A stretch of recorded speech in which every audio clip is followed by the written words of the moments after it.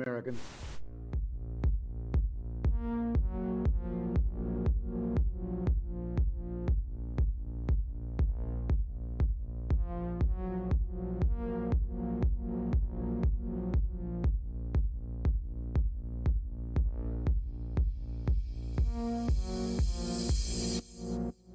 You might be wondering, why in the world is there a 30-minute countdown before the show starts? Well, we actually start live every day at 4 p.m. Eastern time, so this whole 30-minute countdown is a chance for YouTube and Rumble to send out their alerts and notifications, so we encourage you to gather up and hang out with everyone in the chat room.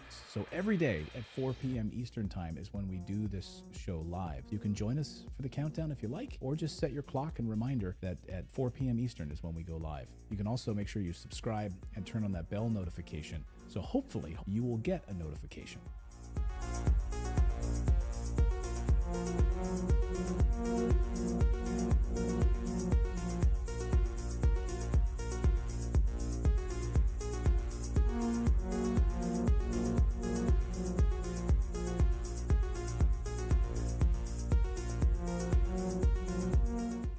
What do you have to say about dictators of countries like Indonesia, who we sell weapons to, yet they are slaughtering people in East Timor?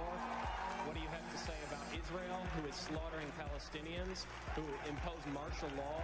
What do you have to say about that? Those are our allies. Why do we sell weapons to these countries? Why do we support them? Why do we bomb Iraq when it commits similar problems?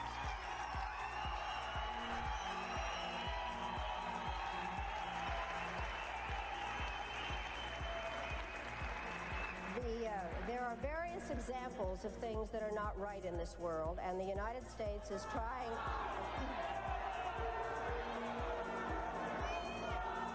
I really am surprised that people feel that it is necessary to defend the rights of Saddam Hussein, when what we ought to be thinking about is how to make sure that he does not use weapons of mass destruction. I'd like to... Who are shouting, just a moment. I'm not defending him in the least. What I am saying is that there needs to be consistent application of U.S. foreign policy. We cannot support people who are committing the same violations because they are political allies. That is not acceptable. We cannot violate UN resolutions when it is convenient to us. You're not answering my question, Madam Albright.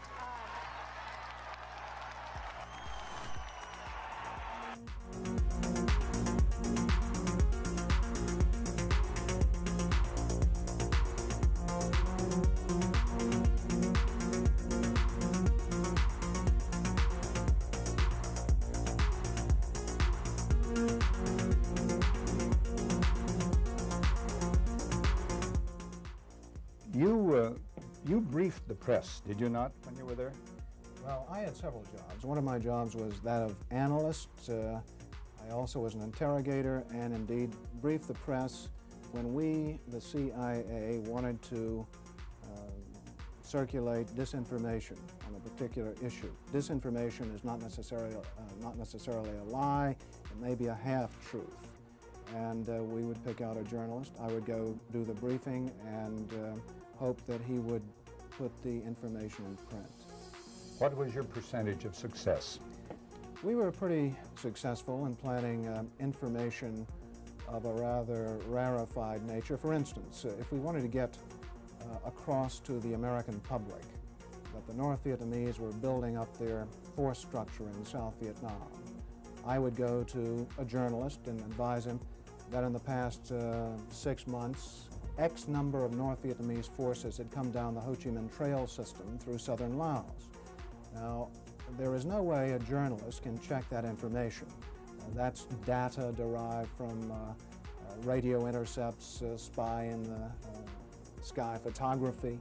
So either he goes with the information or he doesn't, and ordinarily or usually the journalist would go with it because it looked like some kind of exclusive. Go after these gentlemen. I would be directed to cultivate them, to spend time with them at the Caravel Hotel or the Continental Hotel, to socialize with them, and slowly but surely to try to gain their confidence by dolloping out valid information which was true. And then I would drop into a conversation the data that we wanted to get across, which might not be true. One piece of data, for instance, that we managed to plant in the New Yorker magazine had to do with a supposed North Vietnamese effort in 1973 to develop airfields along the border of South Vietnam. The reason we wanted to plant this information was that we were trying to persuade the U.S. Congress that Saigon should continue to get a great deal of aid, and that the North Vietnamese were the chief violators of the ceasefire accord. That was printed in the New Yorker magazine under the byline of Robert Chaplin, as indeed was a great deal of such information which we tried to circulate. Frank, a two-part question. What were the objectives of or what was the objective of the CIA? What about the moral implications of what you were doing in feeding disinformation? Did the objective override the moral implications, moral problems? Well, the objective of the agency in general is to generate intelligence and get it back to Washington, to get at the truth and make sure the policymakers understand it. When you plant disinformation, you are diverging from that objective, and I think probably in retrospect it was very counterproductive. I am, as an ex-CIA agent, opposed to the disinformation activities in which I was involved. I admit that I was involved, and I think it served no useful purpose. Propagandizing the American public or Congress is not the CIA's job. As to the morality of what the CIA was doing or that particular activity, the war was a very relative thing. It was a relativist environment, and morality seldom came into play when you were operating in the field. In my estimation, a CIA man should be amoral. That may sound pretty shocking to somebody, but what if my morality were that of a Nazi agent, if you will? You wouldn't want me to be your intelligence officer. Keep the morals out of intelligence. Keep the truth in, and stay away from disinformation.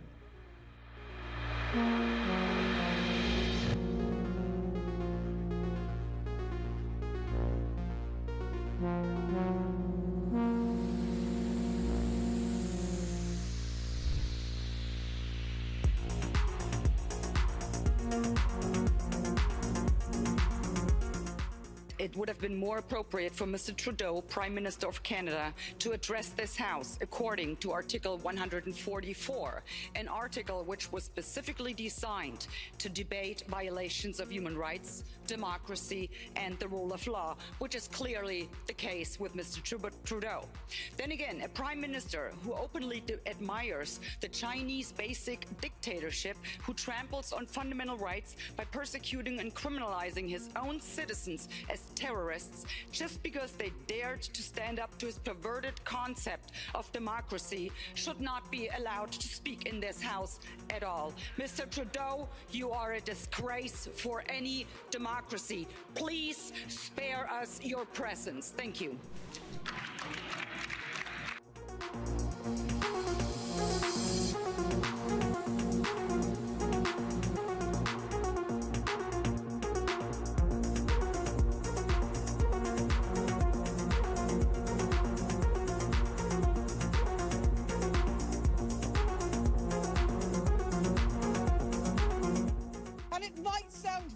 Colleagues, but the answer to war is not more war, it's peace. And peace isn't delivered by the barrel of a gun, it's delivered by diplomacy, by dialogue. You can wish away your continent's history, but we share a continent with Russia. We will sit down with Russia.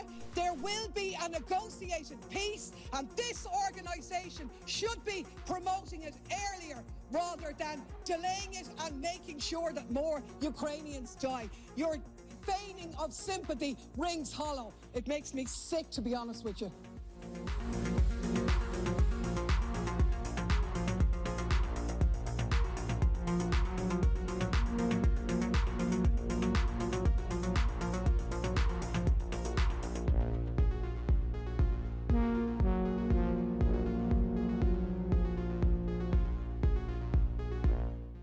we become involved when disinformation poses a threat to the security of our country.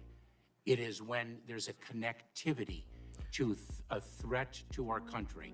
It could be a threat, a connectivity to violence. And what this working group does, is precisely what I would think you would want it to do, which is to take a look at the work, the disinformation work that our department has done and ask the following questions. Do we have policies? Do we have guardrails? Do we have standards? But here's the problem. We can't even agree. We can't even agree what disinformation is. You can't even agree that it was disinformation, that the Russians fed information to the Steele dossier. If you can't agree to that, how are we ever going to come to an agreement on what is disinformation so you can police it on social media? Senator, I have 2 points, if I may finish. Number one, that what this office, what this working group does, because it's not an office, what this working group does is ensure that there are guardrails, definitions, standards to make sure that the free speech rights, the civil rights, civil liberties, and privacy rights of individuals. So do you think COVID disinformation threatens our national security? And number two, if I may, Senator, and number two, is it your proposition that when the cartels spread disinformation with respect to our immigration policies to try to lure vulnerable migrants to our border illegally? I think you've got no idea what disinformation is, and I don't think the government's capable of it. Do you know who the greatest propagator of disinformation in the history of the world is? The U.S. government. Are you familiar with McNamara, the Pentagon Papers? Are you familiar with George W. Bush and the weapons of mass destruction? Are you familiar with Iran-Contra? I mean, think of all the debates and disputes we've had over the last 50 years in our country. We work them out by debating them. We don't work them out by the government being the arbiter. I don't want you guardrails. I want you to have nothing to do with speech.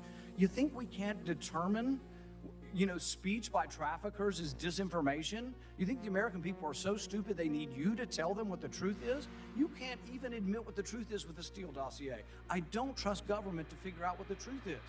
Government is largely disseminating disinformation.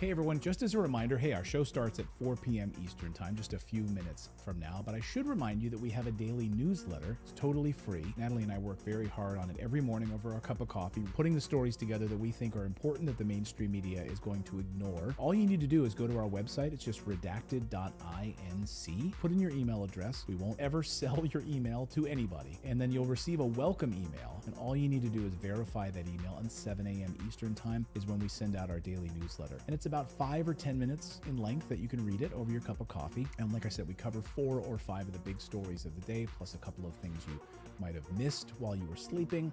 We try to have some fun with it, add a little humor into it.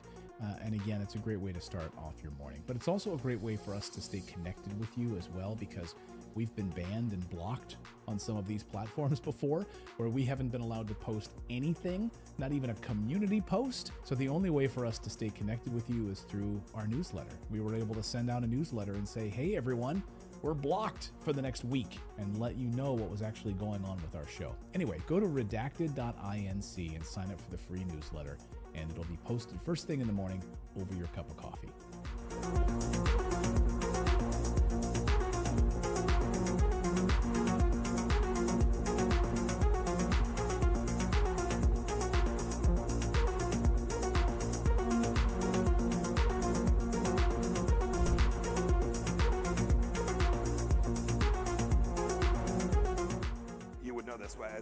This is a bit of an aside, but in terms of how you think about problem sets, when I was a cadet, what's the cadet motto at West Point? You will not lie, cheat, or steal, or tolerate those who do. I was the CIA director. We lied, we cheated, we stole. It was like we had entire We had entire training courses.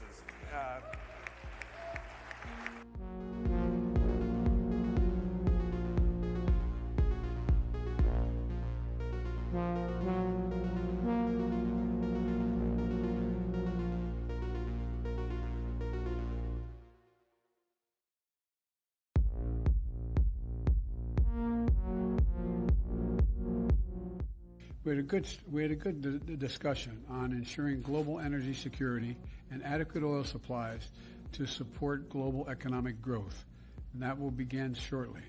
I'm doing all I can to increase the supply for the United States of America, which I expect to happen.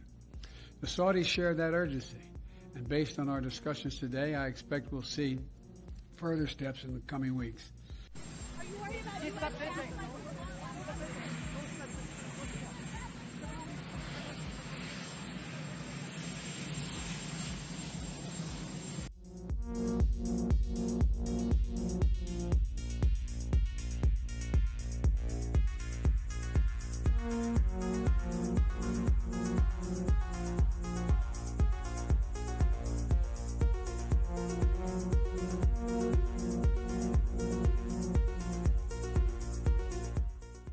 One of the hopeful things that I've discovered is that nearly every war that has started in the past 50 years has been a result of media lies.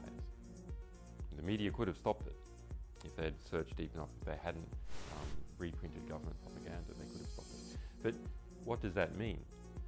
Well, that means basically populations don't like wars. And populations have to be fooled into wars. Populations don't willingly and with open eyes go into a war. So if we have a good media environment, then we'll also have a peaceful environment.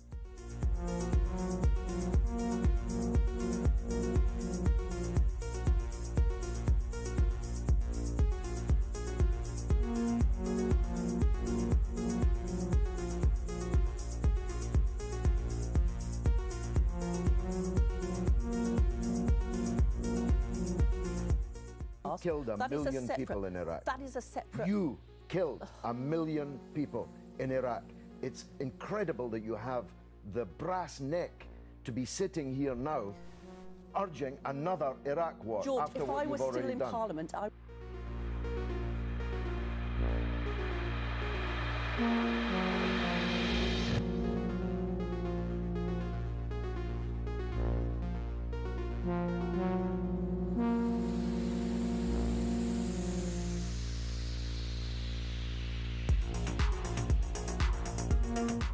There can be no doubt that Saddam Hussein has biological weapons and the capability to rapidly produce more, many more. And he has the ability to dispense these lethal poisons and diseases in ways that can cause massive death and destruction. If biological weapons seem too terrible to contemplate, chemical weapons are equally chilling. UNMOVIC already laid out much of this, and it is documented for all of us to read in UNSCOM's 1999 report on the subject. If we consider just one category of missing weaponry, 6,500 bombs from the Iran-Iraq war, UNMOVIC says the amount of chemical agent in them would be in the order of 1,000 tons. These quantities of chemical weapons are now unaccounted for. Dr. Blick says, quipped that, quote, mustard gas is not marmalade. You are supposed to know what you did with it. We believe Saddam Hussein knows what he did with it, and he has not come clean to the international community. We have evidence these weapons existed. What we don't have is evidence from Iraq that they have been destroyed or where they are. That is what we are still waiting for.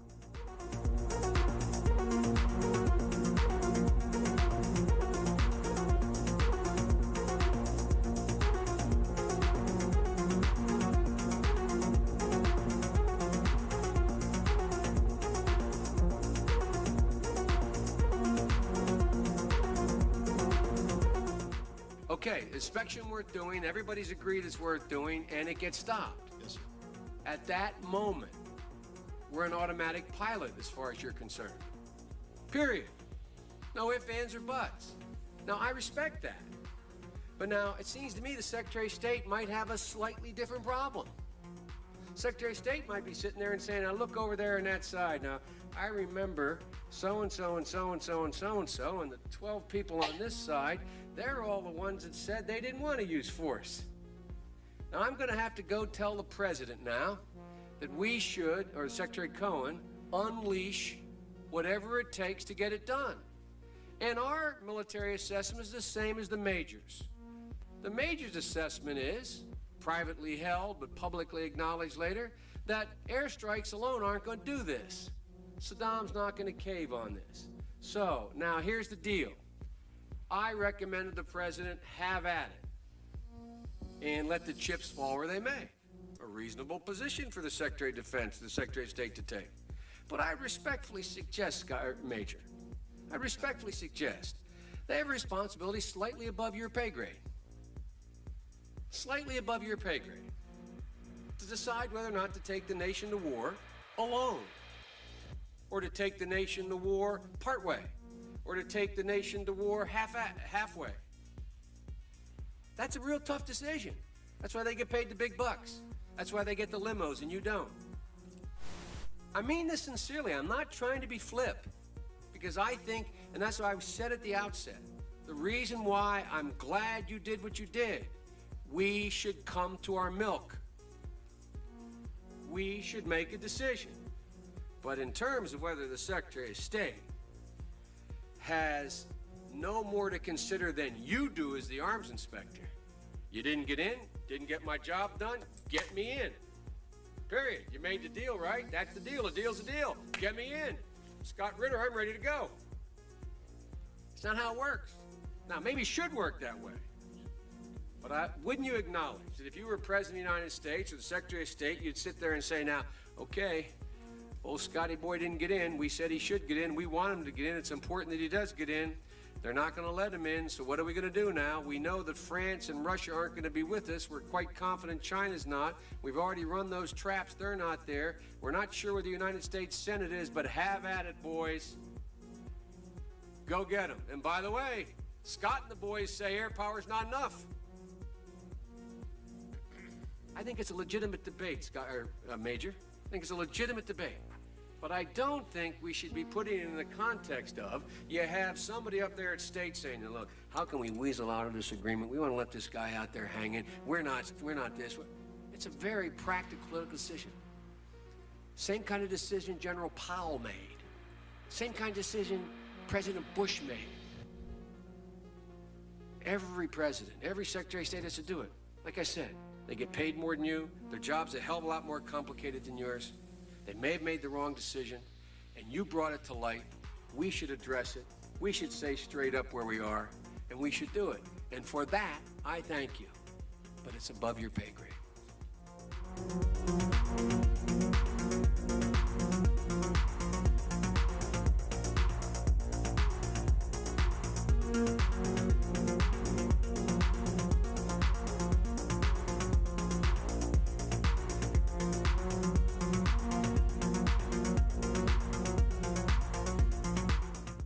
About 10 days after 9/11, I went through the Pentagon, and one of the generals called me, and he said, sir, you got to come in and talk to me a sec. He says, we've made the decision we're going to war with Iraq. I said, we're going to war with Iraq? Why? He said, I don't know. He said, I guess they don't know what else to do. He said, I guess it's like we don't know what to do about terrorists, but we got a good military and we can take down governments. And he said, I guess if the only tool you have is a hammer, every problem has to look like a nail. So I came back to see him a few weeks later, and by that time we were bombing in Afghanistan. I said, are we still going to war with Iraq? And he said, oh, it's worse than that. He reached over on his desk, he picked up a piece of paper. He said, I just got this down from upstairs, meaning the Secretary of Defense's office today, and he said, this is a memo that describes how we're going to take out 7 countries in 5 years, starting with Iraq and then Syria, Lebanon, Libya, Somalia, Sudan, and finishing off Iran.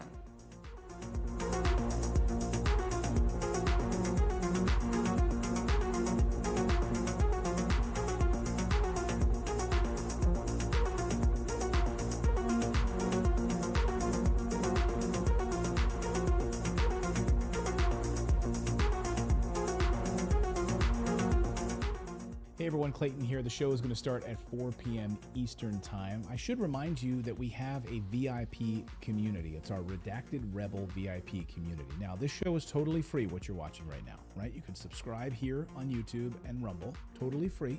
But if you'd like to support independent journalism, we are run by you. Without you guys, we wouldn't be able to do this show. We wouldn't be able to hire the team that we have. We wouldn't be able to afford the servers that we have. We wouldn't be able to afford the reporters that we have, the team that we have. So you can support us by going to redacted.inc, and on the right side of your screen, you'll see a VIP community button.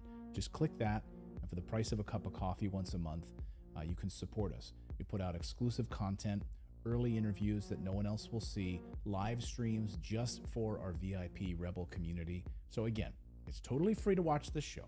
But if you do want to support independent journalism, we would really appreciate it. Come on over to redacted.inc, click on that community button, and decide if you want to sign up or not. It's totally up to you. We thank you. And meanwhile, the show will start in just a few moments at 4 p.m. Eastern Time.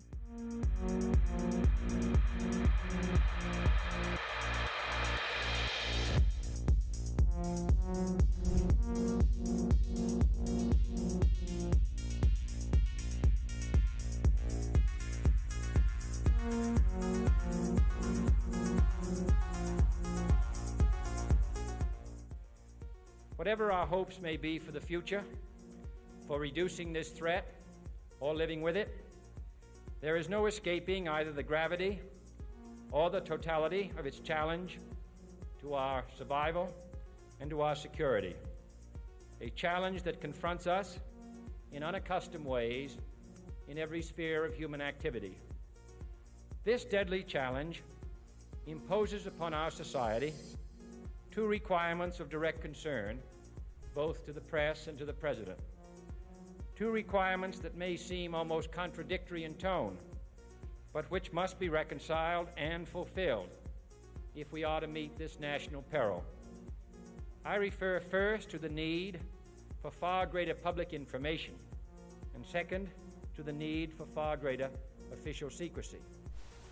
The very word secrecy is repugnant in a free and open society, and we are, as a people, inherently and historically opposed to secret societies, to secret oaths, and to secret proceedings.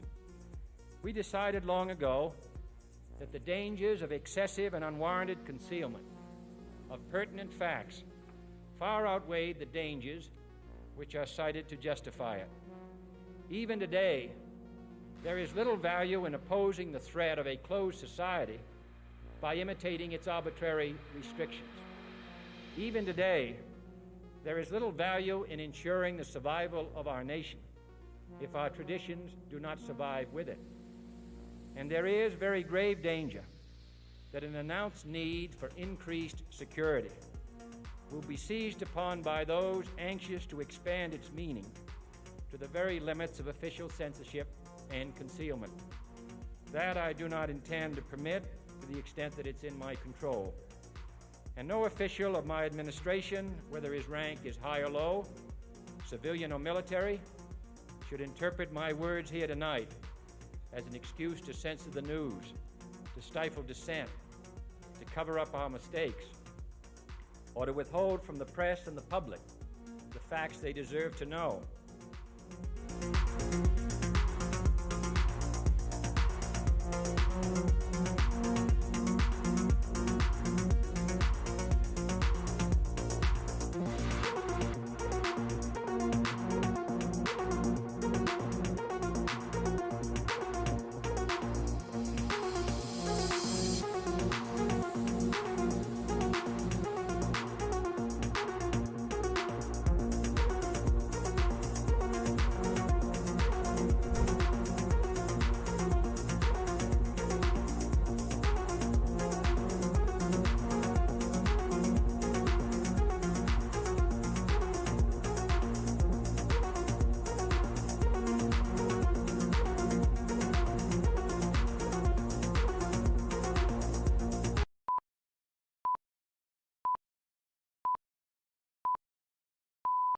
Three, two, one.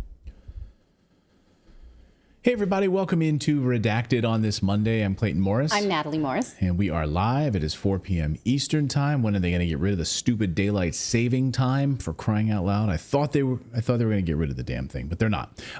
We've got a lot of news to get to on your Monday night. We're going to look at the very latest in Rafah, the border crossing there in Southern Gaza. President Biden telling the Israeli government, Benjamin Netanyahu, this is our red line. Do not attack civilians. Do not do anything more in that southern region. But the Israeli government has a response to that. So we're going to look more deeply into that tonight. And the Oscars are woke. You know this. It is a drivel of liberal causes without critical thought. Again, you know this, but we're going to go over it anyway because why not? It's fun. And it's also important to see what sort of the masses are being told with this woke political agenda. Yeah, it's like the indoctrination through media right now, and having Jimmy Kimmel up there. Like, I thought he was gone. Like, why is that guy still around hosting Oscars and that drivel? Anyway, let us know, by the way, did you watch the Oscars last night? In the comments below. Does anyone even watch that crap anymore? My mother does. Okay. I don't know that I've ever watched the Oscars. Okay. I don't think I've ever seen it. Maybe you're going to start. Maybe you'll start watching the Oscars. Maybe a whole new generation. Maybe a whole new generation of woke. It's never too late. The only reason I even knew it existed is because you talked about it right now. I didn't even know it happened. Okay. Really important in your world. Oh, man. David's world, where he doesn't even have lights. Also, we're going to talk about this special report on the front lines because Russia has launched a new offensive against key positions in Ukraine. We will look at that. We're also going to look at why banks are going bust. A lot of small and local regional banks, the Fed is warning us, are about to go bust. Do you have your money in small and regional banks? We'll talk about all of that and more as Redacted starts right now.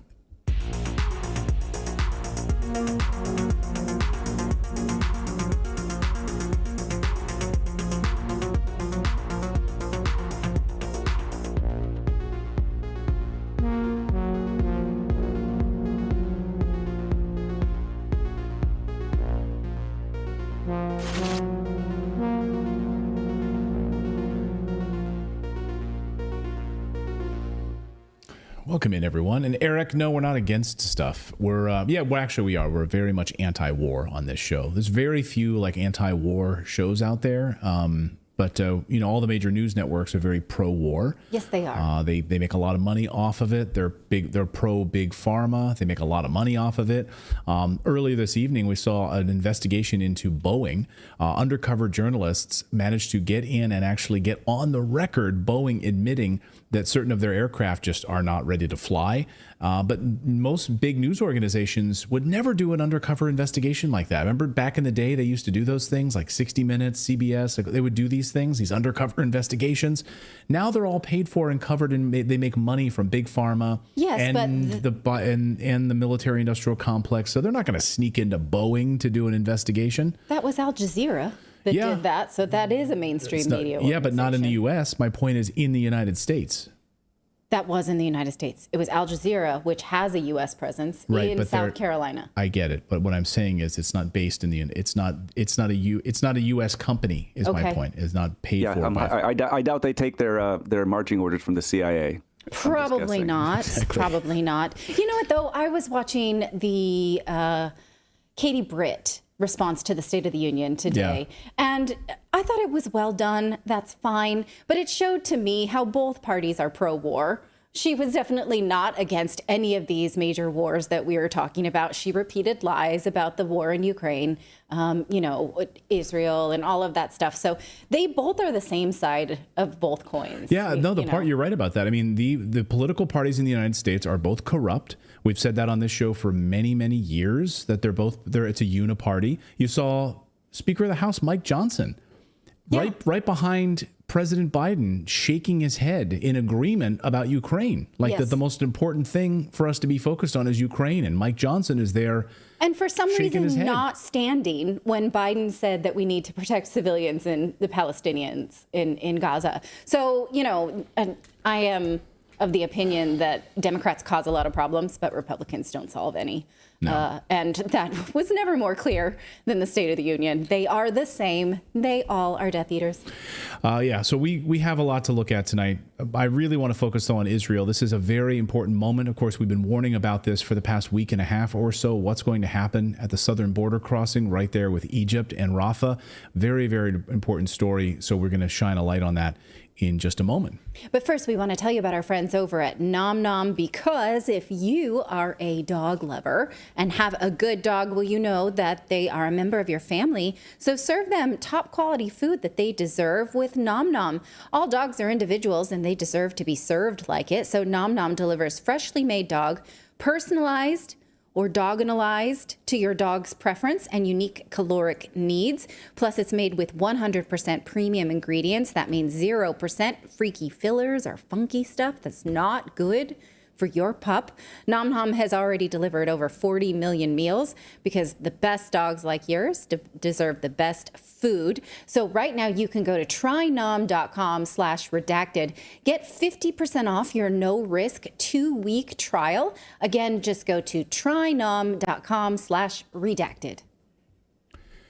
Well, President Biden has issued a sternly worded message to Israeli Prime Minister Benjamin Netanyahu. Do not, I repeat, do not attack in Rafah in southern Gaza. This is our red line. Well, Netanyahu has responded saying, well, we don't recognize red lines and we are not stopping. So how many thousands of innocent people are about to be slaughtered in this bottleneck at the southern border crossing in Gaza? Someone who knows what's coming right now is Scott Ritter, former U.S. Marine. Scott, welcome to the show. I'm just going to ask you this. I mean, why do you think Netanyahu is just ignoring President Biden's message here? Well, one, he can get away with it. The United States, first of all, Netanyahu knows that there's no hard time constraint on the United States. I'll just give you evidence as to why. The president spoke about the U.S. Army engineers going in and building this mobile pier that was going to facilitate the much needed transfer of humanitarian assistance to the citizens of the Palestinians in Gaza. It'll take 30 days for that pier to become operational at best. So right off the bat, we know that Israel has a 30-day window to do whatever it wants because humanitarian goods aren't going to be coming in. The other thing is there's a scene out of Game of Thrones, season 3, where Joffrey, the king, is chastising, the Peter Dinkley's character, Lord Tyrion. And he's, I am the king. And his, the grandfather says, any man who says who has to say he is king is no king. Okay, if Biden has to say, there are red lines, then he's not the king. The United States should never have to publicly articulate anything like that. There should be no need for declaratory policy when it comes to Israel. Either we're king or Israel's king, and clearly right now Israel is king. Israel is dictating the operations of the United States. We have all the levers. Literally, Israel holds no cards whatsoever except the fact that they own the United States Congress and they own Joe Biden. They own America. But even ownership, all we have to do is nationalize, so to speak, meaning that Israeli ownership is nothing. Okay, so you bought an election. But an American politician just simply, Congress could terminate this today by passing Foreign Agent Registration Act laws that outlaw all the illegal lobbying that Israel's doing right now, buying American politicians. The president could simply say, all those C-17 aircraft that are delivering you all the ammunition you need to continue this conflict and any potential others will cease to stop flying in. Literally, why is this discussion happening? It shows how fundamentally weak and unprincipled the United States is on this issue. At the very heart of it, of course, is civilians. As I was speaking with journalist Vanessa Beeley a couple of weeks ago here about the concern in Rafah, the specific concern is about the children. Many of the tens of thousands of these children now have no parents. Their parents were killed in northern Gaza. So there's a lot of children here who have no parents. They're orphans by all accounts. And the largest child sex trafficking ring in the world is unfolding right before our eyes. But in the meantime, there will be bombs. There will be military strikes. These children, these women will be killed. What's your assessment of it from a military perspective? What we're hearing from Israel, of course, is they're all terrorists, right? That's who these people are. And if we unfold and we don't stop this red line, we're going after the terrorists, right?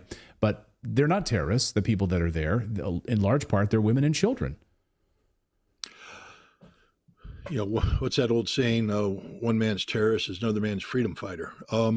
Let's just be honest about the civilians of Gaza right now. They're being used by all parties, including Hamas, to achieve political and military ends. The suffering of the Gazan population was built into the Hamas plan.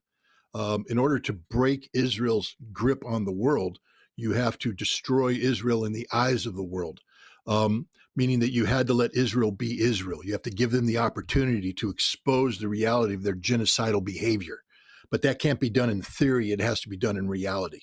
And so tragically, the people of Gaza were put out there to be slaughtered by the Israelis. This has always been the plan of Hamas from day one. And the people of Gaza know this. So it's hard to call them civilians. I know they're civilians legally, and I know our heart bleeds for them.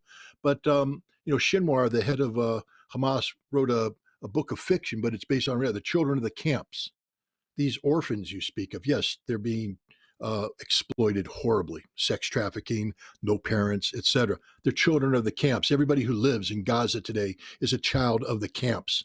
Let's be honest, if humanitarian goods flowed in today, it wouldn't change that outcome. They'll still be children of the camps, condemned to be born and to die in the camps. The only way you change this is to make the camps become the homeland, to become Palestine. And so they aren't civilians. They're warriors. They're martyrs. They're people who are being sacrificed and are willing to be sacrificed for a greater cause. That doesn't legitimize anything that Israel's doing, but I just don't want to diminish what's being done here. These are not innocent victims. These are people. These are heroes, all except the children who aren't cognizant, except they're children of the camps, and they're taught from a very young age what it means to be a child of the camp, what it means to live in a refugee camp in perpetuity, a camp where your parents were born and your parents are going to die, where in many cases your grandparents were born and your grandparents are going to die. These are the third and fourth generation of people who have known only the camps.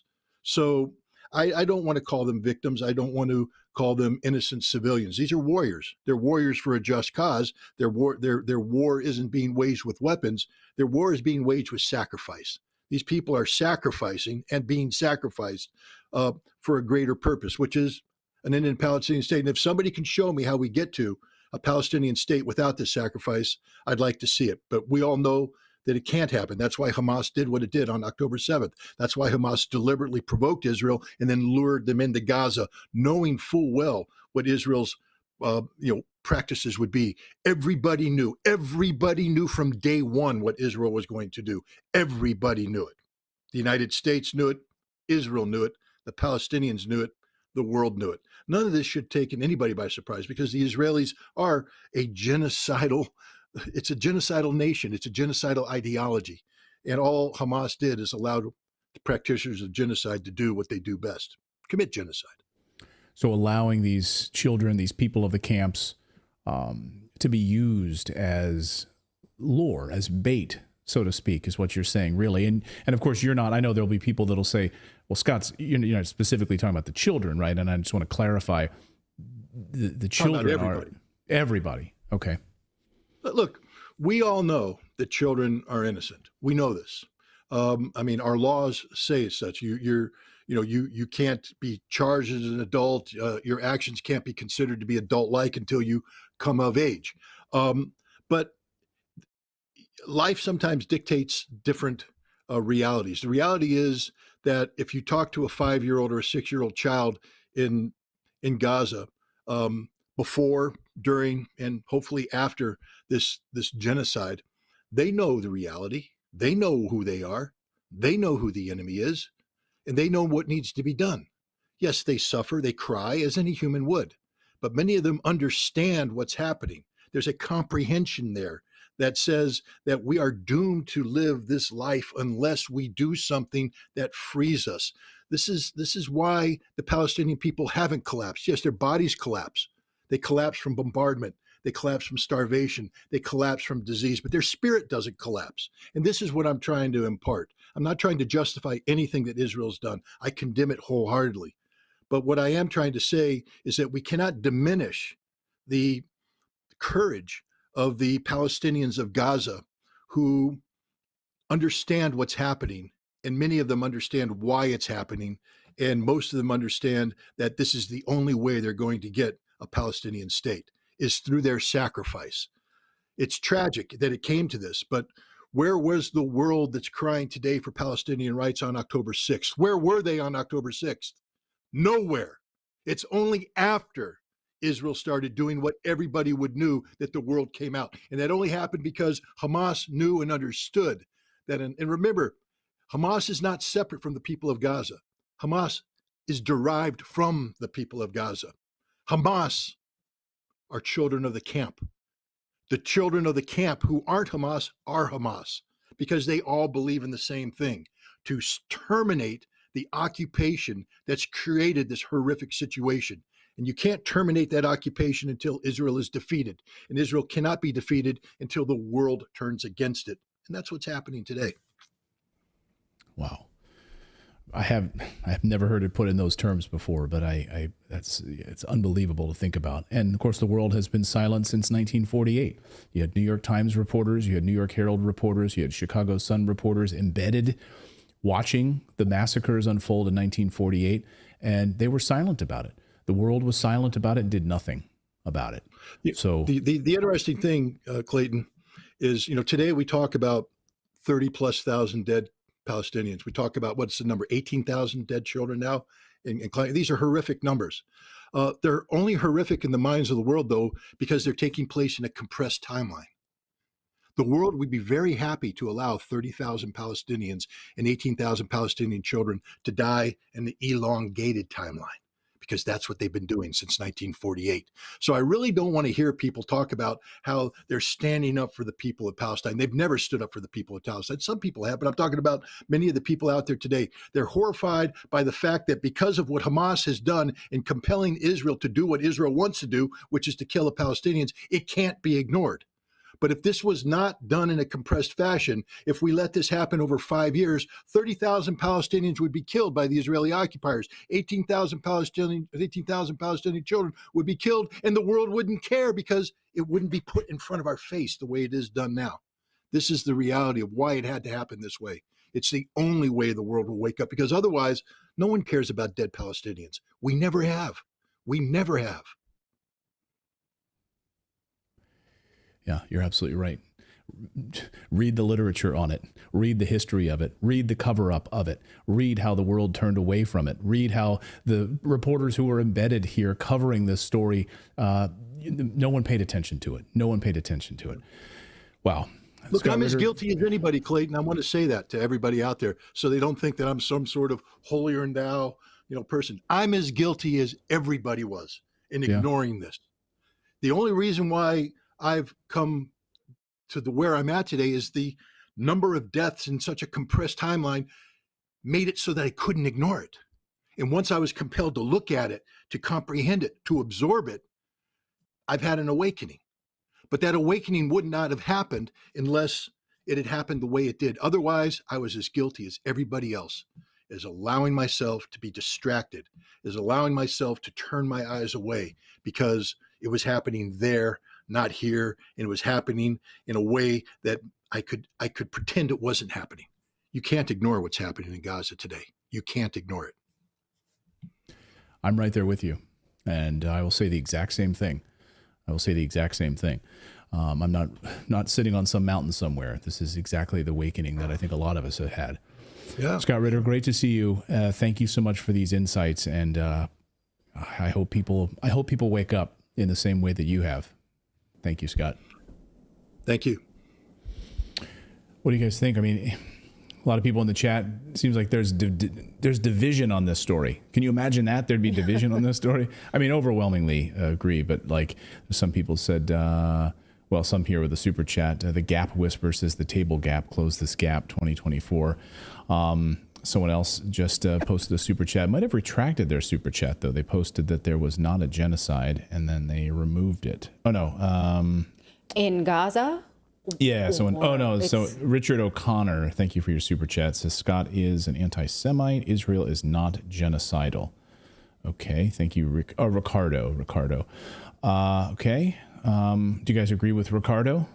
What is anti-Semitic about that? Yeah, I don't understand, but yeah, can you please be specific when you say like someone's an anti-Semite? Like when someone throws around a term like that, it's a way to shut down conversation. It's like when, Tucker used to joke about when someone just calls somebody a racist. You're a racist, and then shuts down conversation. So I was reading The Canceling of the American Mind. I finished that over the weekend, and one of the things that they said is how this next generation is taught to fight with labels like that as a throwaway. Well, I don't have to listen to you if you're a shit lib or you're a Trump supporter or you're a MAGA right or whatever, you're an anti-Semite. You can just say, noted, but back to the issue. So, okay, noted, you want to call that person an anti-Semite, but back to the issue about killing civilians. Ricardo. Right. See, exactly. And that's a brilliant way to do it because it just shuts down conversation when people, you're a racist. And then it puts everyone on the defenses. I'm not a racist. What are you talking about? Now noted, we can't have a conversation. You've said that, but back to the issue. So I invite everybody to use that if ever labels are used to shut down conversation, because our society will be no better for it if we use labels like that. Can you imagine liberals? Can you imagine how many liberals will just shrivel up and die? Like they won't know what to do with themselves. Because I don't care if you call us names like that. You can call me, I've been called, Putin supporter, whatever, far right. Those things don't bother me anymore. I don't even feel them. So go ahead, call whatever names, and then let's have an issue. Anti-COVID, anti-vaxxer, whatever, I think I've shared before where I'd got like kind of a debate with some guy, and he was it was like a political debate, not really like an on-stage debate, but just like at a pub. And like he kept like he was bent out of shape because I wouldn't tell him if I was right or left. Mm-hmm. And he couldn't make so he was just making arguments against things I hadn't said, assuming that I was one way or the other. And and I kept saying, I was like, I never said that. And he's like, well, you feel that way, don't you? I was like, well, no. If I felt that way, I would say that. And he just like lost his mind. He could not make an argument without knowing what side I was on, so that he knew which point to make. It was just funny. I'm going to tell you guys right now on Redacted, homie, don't play that. We don't play that way. Yeah. We are not a part of any groups you can put us in. We're only here to study. Yeah. I mean, there was a lot of people who were really angry. There was a lot of, pro-Trump supporters who, and I have to praise all these pro-Trump supporters. These were people who would like lay down in traffic for Trump. They were furious this weekend. I heard from them. I heard from a lot of pro-Trump supporters that came out.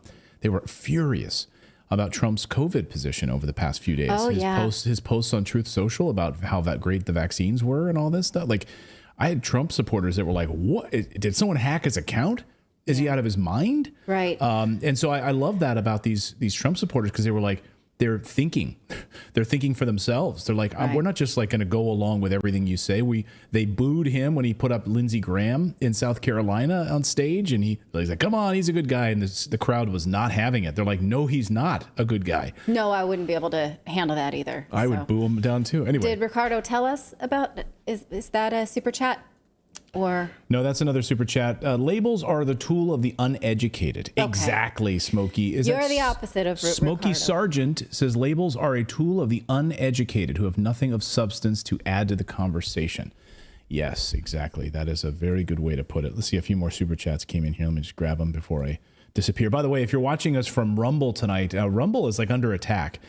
Dan Bongino's show had trouble, right, David? Like, there's a whole lot of trouble over at Rumble. It's not our stream. It's like Rumble in general, I think. Yeah, I checked out several other streams, and they were having the same issues. So, yeah. All right. I don't think we can read that one, Jay, if it has to do with swastikas and stuff. But we probably will get YouTube will probably shut us down if we start talking about that stuff. David Dean, the human juggernaut, has been a member for 38 months, says Redacted is the best news. Thank you so much. We appreciate it. Hey, we don't always get it right. And we don't have an agenda here on the show. We are anti-war and we are anti-propaganda. Like, you want to hurl propaganda at us, we're going to bat it down. And, we're not on any side. We are not Republicans. We are not Democrats. We think both parties are corrupt, and they are a uniparty of corruption, as evidenced by this money that's about to be given out to Ukraine. And you thought like, Republicans are going to stand their ground. No, they're not going to stand their ground on this. That money is going to flow to Ukraine. You watch it, my friends. All right, we've got more news to get to here on your Monday. A little fired up tonight. We're going to talk about the woke Oscars And there's so many amazing, crazy moments from this that are just baffling. There's a lot of like questions about Illuminati humiliation rituals that was going crazy today. About the propaganda, the war propaganda. They put up fake images of fake pregnant women from Mariupol on the screen that was totally debunked. They use that as propaganda on the nightly broadcasts for the woke Oscars. So we're going to talk about that, but. First, we should mention we have a newsletter. It's totally free, and you should sign up because it's the best newsletter in the world, and you don't have to do anything. It's free. It comes to your inbox around 7:30 in the morning Eastern time, roughly. You can start, your morning off over your cup of coffee, just having read it. You can read it in about 5 or 10 minutes. So just go to redacted.inc, put in your email address, and then you'll receive a welcome email from me, Clayton, at redacted.inc. You have to verify it. So it might go to your spam folder. It might go to your junk folder. Click on the verify button, and then you'll get the newsletter tomorrow morning, Tuesday morning. So it's a great way to start your day. We cover some of the markets, gold going crazy, Bitcoin hitting a new record high overnight. We put that in the newsletter, and 4 or 5 of the big stories of the day. So redacted.inc is the place to go. We covered some Oscar stuff in there too, but we're going to do it now. All right. Well, the Oscars is an illiberal joke. You know this, but this year it was even a bigger joke, and we're going to go over why. It highlights just how stupid Hollywood is, starting with the in memoriam segment that they always do. They do this sort of sad video montage of all the actors and people in the industry who've died over the past year. And they started it out with Russian politician Alexei Navalny, because his movie won an Oscar last year, plus a quote from him. Now, this would be hilarious if it weren't so tragically ignorant, because everyone in that room, if they knew Navalny's politics, would hate him because he was on the right. He was not aligned with Oscar winners and actresses. He was decidedly not pro-immigration. He aligned himself with Nazi supporters. Yet they cheer him like a media, like a media hero, because the media wants to present him as one, just because he's the opposite of President Putin, which makes Hollywood an extension of the deep state and the Biden administration. Is that shocking? No, it's not shocking, but it's kind of hilarious. If you know anything about Navalny's politics and then you see this room full of like shellacked, wealthy actors applauding him, it literally is hilarious. Yeah, CIA asset. Okay, known CIA asset, yes. And marched with Nazis and openly supported Nazis. Right? Yes. Openly supported Nazis. Also talked about Muslims as cockroaches. Yes. Right. So, like, if they knew anything about the guy and they knew that he was phony and corrupt and a CIA asset and pro-Nazi, do you think that they would be cheering? Maybe like Trudeau in Parliament? They're just literally too stupid. And so we are not stupid. We think it's funny to watch ignorant people applauding Alexei Navalny. Okay, another moment I don't think they realize is the celebration of a movie called The Holdovers. This movie is, in my opinion, one of the best anti-war films that I've seen in a long time. Clayton and I really enjoyed it over the Christmas holidays. And the woman here who won an Oscar for her role as a grieving mother whose only son was killed in a pointless war in Vietnam, did they realize that they're applauding an anti-war movie about a pointless war, yet they're shilling for the Democrats, which want exactly this, to continue pointless wars in Israel and Ukraine? Not that Republicans are any better. I mean, they're not actually picking up the anti-war torch, right? They could. Why aren't they? But in the same weekend that this woman won an Oscar for playing a grieving mother of a dead soldier, another man was arrested for protesting President Biden's speech because his son actually did die in a pointless war. It's not fiction, like that movie. This is a man whose son was a Marine killed in a Kabul airport suicide bombing and the botched withdrawal from Afghanistan. He yelled "Abbey Gate" and Marines while the president was speaking, and that got him arrested and charged with a misdemeanor for disrupting the speech. So look at these two things happening in society. The fictional character that lost her son gets an Oscar, right? That character is celebrated. The real thing gets an arrest. Do we only care about grieving families of fallen soldiers if they're fictional? The Oscars did, though, have an anti-establishment, anti-war moment, though. Jonathan Glazer said this when accepting an Oscar for The Zone of Interest, an international film. He got applause when he said, "Right now we stand here as men who refute their Jewishness and the Holocaust being hijacked by an occupation which has led to conflict for so many innocent people, whether the victims of October 7th in Israel or the ongoing attack in Gaza." Now, he said this to a room of Hollywood Zionists, which means that he may soon could be Michael Jackson, if you know what I mean. Did they know what he was saying? Were they like, oh, but wait, no, we like, I don't know. They're all drunk. Do they even know what they're applauding? I mean, they literally applauded an assault on stage, right? Right. They're like, With oh, Will Smith. yeah, Will Smith just punched a guy. It's okay. It's okay. Like, was that part of a comedy routine? They don't know what they're doing. Yeah. Okay. And if you don't know what that means, what they're saying, hijacking the Holocaust by Zionist Israel government to paint themselves as the perpetual victims as they attack civilians. Do you think that's what people there realized they were applauding? Probably not, given that they were applauding Alexei Navalny. So let's move on. Host Jimmy Kimmel took a cheap shot at Republican Katie Britt for her Republican rebuttal to the State of the Union. He compared her to Emma Stone's character in Poor Things. In this role she was nominated for, where she has the brain of a baby in an adult body. And he said that that character was like Katie Britt at her State of the Union brainless rebuttal, which, okay, is a fine opinion to make, but at the Oscars, it's an unforced error, I think, because it's a not subtle signal that everyone at the Oscars is expected to be a Democrat or else. And because Democrats call their tribal call is diversity, this year was the first time that the Oscars actually had diversity rules in place. So your movie cannot be included in the Oscars until it is graded on this inclusivity scale. And they have special graders. So like you make a movie, you think you've told a great story about somebody, and then you have to submit who worked on that. Did you have any homosexuals that were maybe key grips?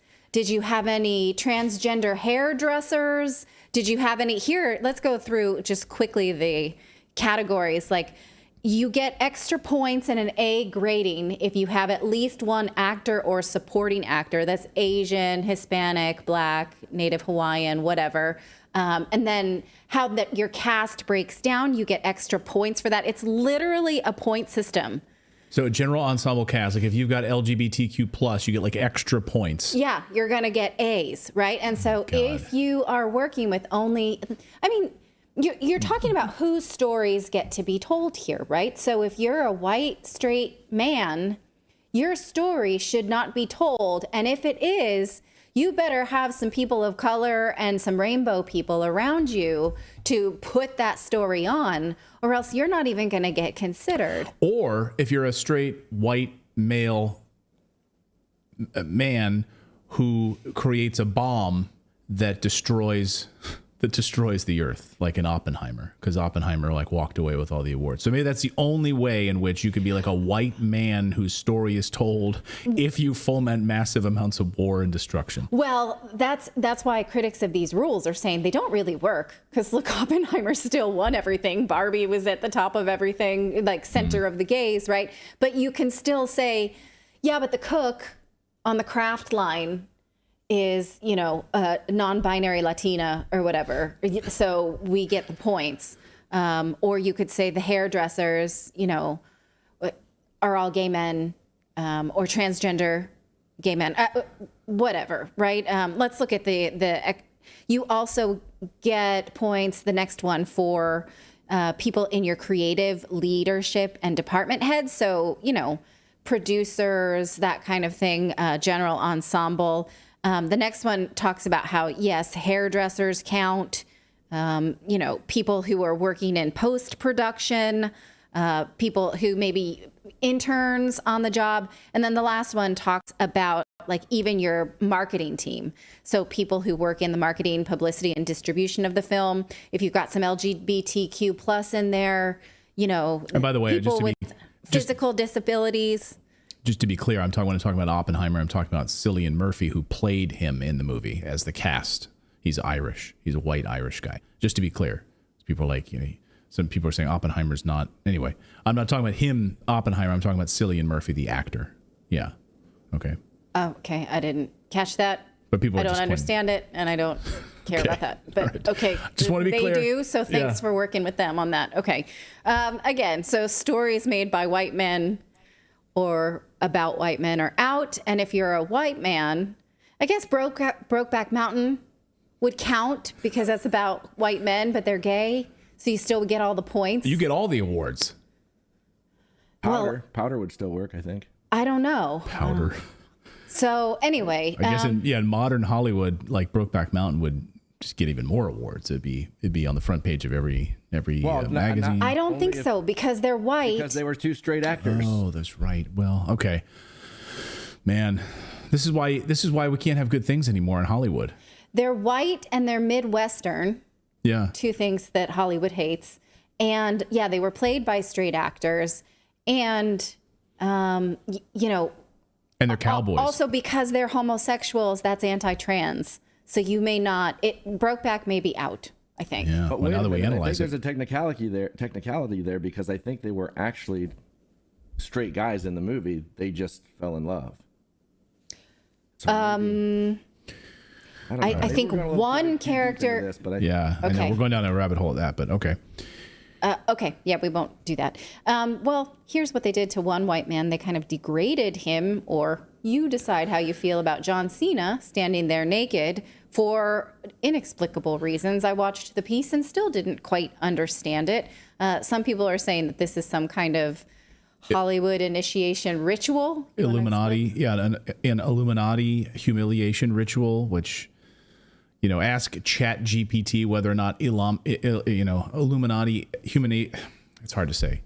Illuminati humiliation rituals are real, and of course, AI will say no, there's no evidence that they're real. It's a conspiracy theory that you would have that a group of powerful people would humiliate you in front of millions of people around the world. As a white alpha male who they make dress up in dresses on a regular basis, they make him walk out there naked and put a card in front of his.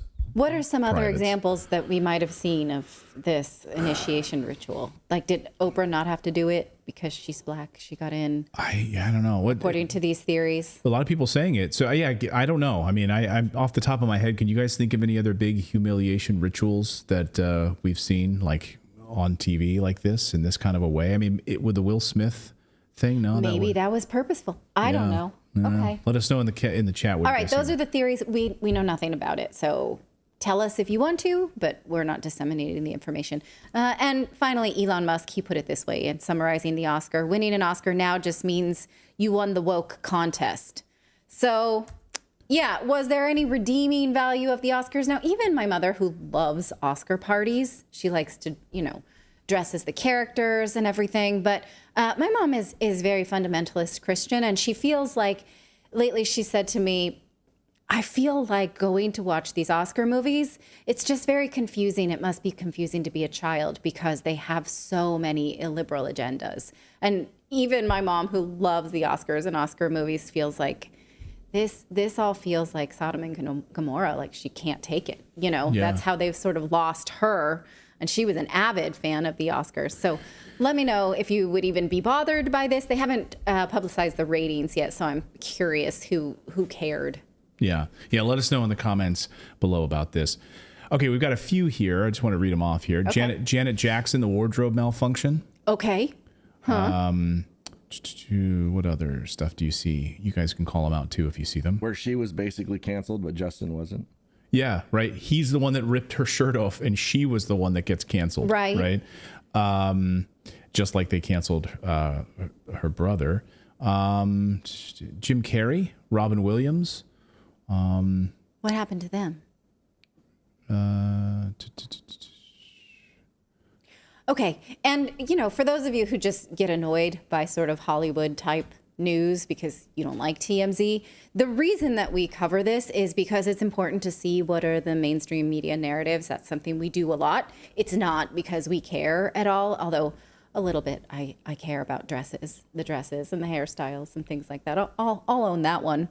But other than that, it's not because we, think that Hollywood is worth paying attention to for any other reason other than the mind control. Yeah. Well, we've got more news to get to here on your Monday. We're going to look at a number of big stories, including, a Russian offensive on the front lines tonight. We're going to take you to the front lines against Ukraine right now. The battles, there was a big firefight just about 2 hours ago. We're going to take you there right into the action and what is actually happening as Russia makes incremental progress and more Ukrainians continue to die. When will there be a peace agreement? Doesn't seem like NATO has any appetite at all for that.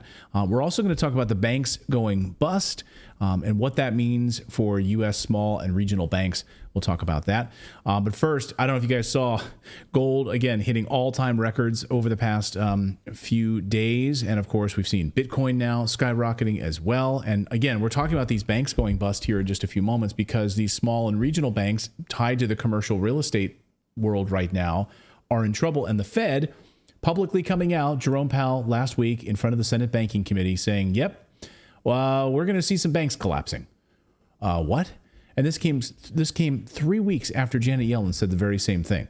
So get ready for small and regional banks to close, and they will be gobbled up, of course, by the big corporations, the big Wall Street banks, and they'll push you into a digital currency. That's exactly what's about to happen here. And so we're big proponents here on this show of making sure that you have real tangible assets like real estate, gold, silver, precious minerals, at least a portion of it in your portfolio.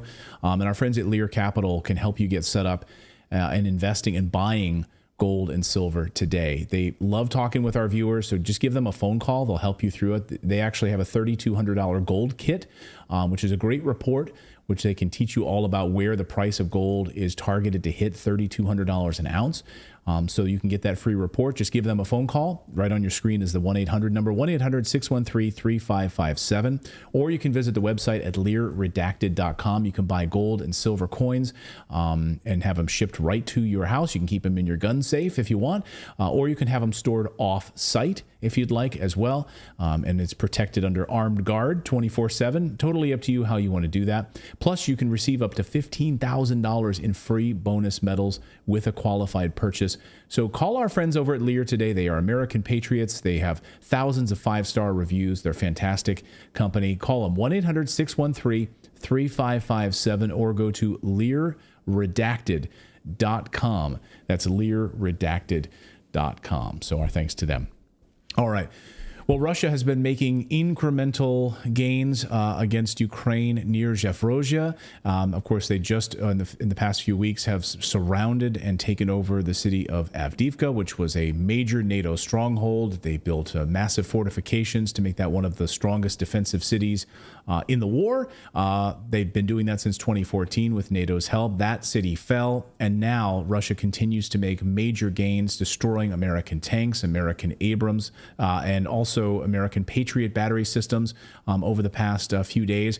And Patrick Lancaster is with the troops on the front line, the Russian forces on the front lines right near a firefight, and he filed this report exclusively for Redacted.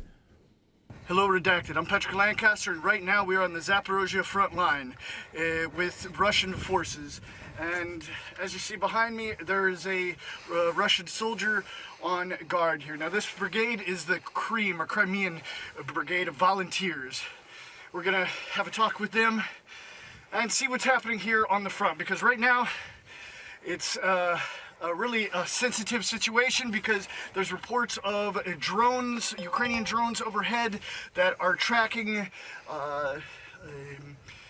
contacts in this area supposedly, and we don't know if they're going to be hitting here or hitting where. But these soldiers are on guard against Ukrainian forces just in that direction over the hill. So we're going to see what happens. This is the very front line. Передвигаемся очень быстро по позиции. Летают птички, работает арта, соответственно. Так что на месте не стоим. Расстояние 10-15 метров каждый друг от друга.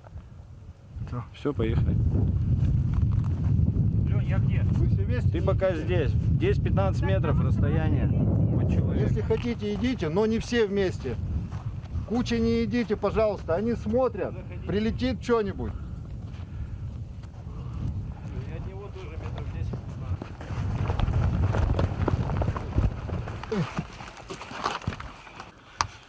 Там у нас две позиции на ту сторону.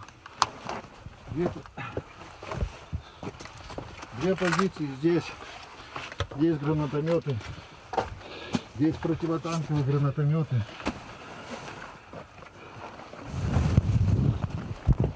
Вот это наша защита. Вот здесь все минные поля. Крайняя линия. Крайняя линия. Вот туда. Вот видите поселок. Там уже хохлы. Ага.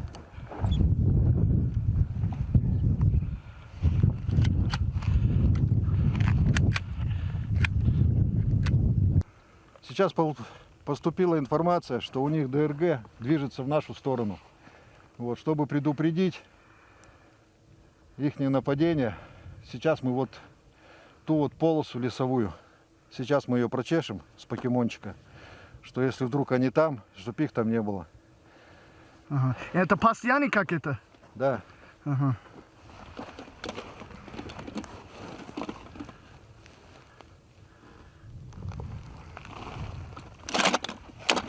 As you hear, there is reports of a sabotaged Ukrainian team or a spy team, basically.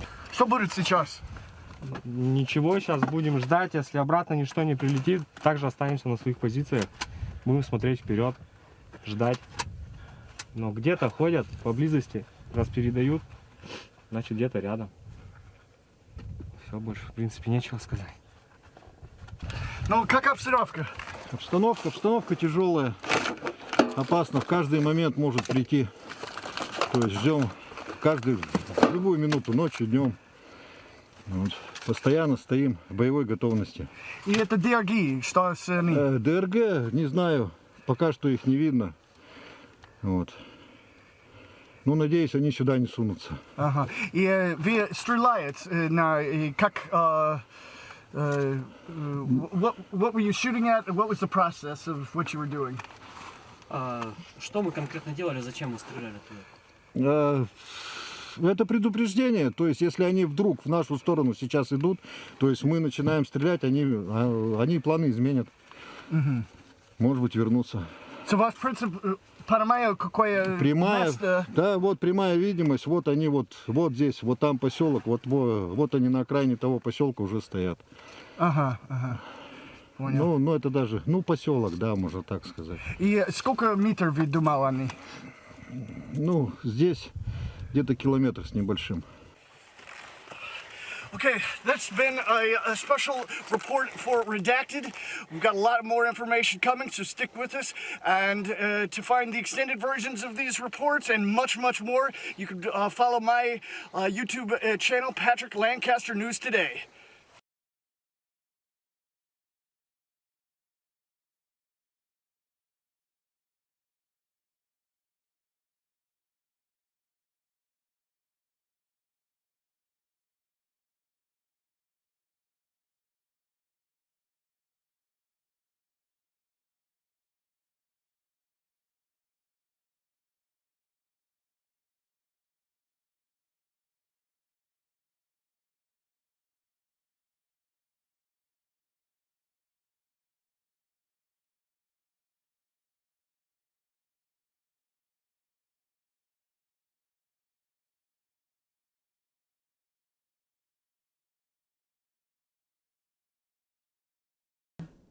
Yeah, we covered that in the newsletter. The audio today. was off. Oh, your audio was off? Oh, sorry. When we came out of it, the audio was off. I apologize for that. For us or for you? For everybody. Oh, okay. We were making some we were just zingers, you miming. guys. So let me just repeat what I said. Sorry, our audio was missing. What I was saying is, thank you for that report, Patrick. And if you want to see more extended versions of that, censored versions, we try to cover this here on the show. YouTube censors our content on a regular basis, so we couldn't show you. There's a lot of other things in that video we cannot show you in that report. So if you want to see the extended versions of that, you can. But they will flag us for it, and so there's only certain things we're able to really show you on these platforms, unfortunately, to get the truth out there. But one of the only journalists literally on the ground covering what's happening on that side. You get, of course, all the propaganda on the other side. From Zelensky and CNN and everything else, but we want to bring you the real side on the other side of the story, get you updated on that.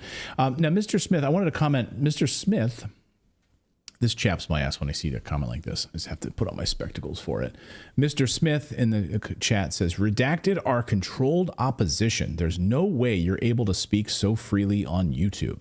Actually, Mr. you know Smith? what, though? I think that's... Funny you should say that. Yeah, Let's no, talk but about that's that. actually a compliment because what he's saying is that he doesn't think we should be able to say the things that we say and that they're allowing it because we might be controlled opposition. So I guess that means he thinks that we're dancing on the line of acceptability. Yeah, well, thank you for that compliment.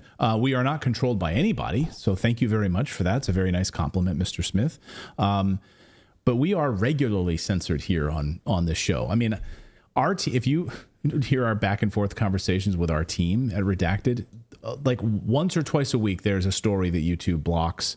Or downranks or demonetizes or things like that. Like we haven't, you know...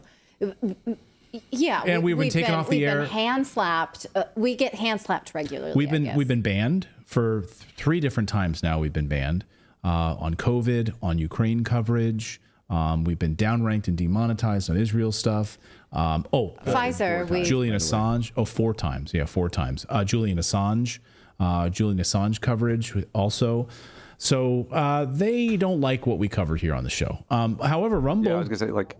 Rumble's great. If people knew how much of my week was dedicated just to trying to go through and be like, I don't know if we can say that. I don't know if we should be able to, you know, like YouTube's not going to like that. That's like, I'm the bad guy in that. I'm the one that's always like, YouTube's not going to like that. YouTube's not going to like that. Yeah. It's ridiculous. We censor ourselves in order to, only in order to follow the rules. We don't censor ourselves. I mean, yeah, I do. There are plenty of times when I'm like, I'm not going to show that, but I will allude to it. Well, okay, let's be clear about that because there are times where there's certain words and phrases that we will get literally they'll knock our stream off the air. They'll shut our channel down. So for that, we then make sure we're able to say it on Rumble, or we release it on Rumble, or we do it on Rumble. If we have an interview on COVID or something like that, we make sure that it's on Rumble, and we then say goodbye to the stream on YouTube for that very reason, because we can't share it with you there. Right. And yeah, then there are, of course, some offensive words, and there are certain things that they won't allow us to talk about, like there's like certain elections we're not allowed to talk about with voting because they'll ban us on YouTube for that as well. Right. That's self-censorship. That's something that the lawsuit that Dr. What's his name? One of the Jay Bhattacharya is claiming that because he had to self-censor himself on YouTube and Twitter and things like that, that this was a personal burden to him and it imposed on his First Amendment rights to speak freely. We do this all the time. We have to say, are we allowed to say that? And can we allude to it, or can we say it another way? And so I'm curious that if the Supreme Court does find that that's not allowed, will it get easier for creators like us?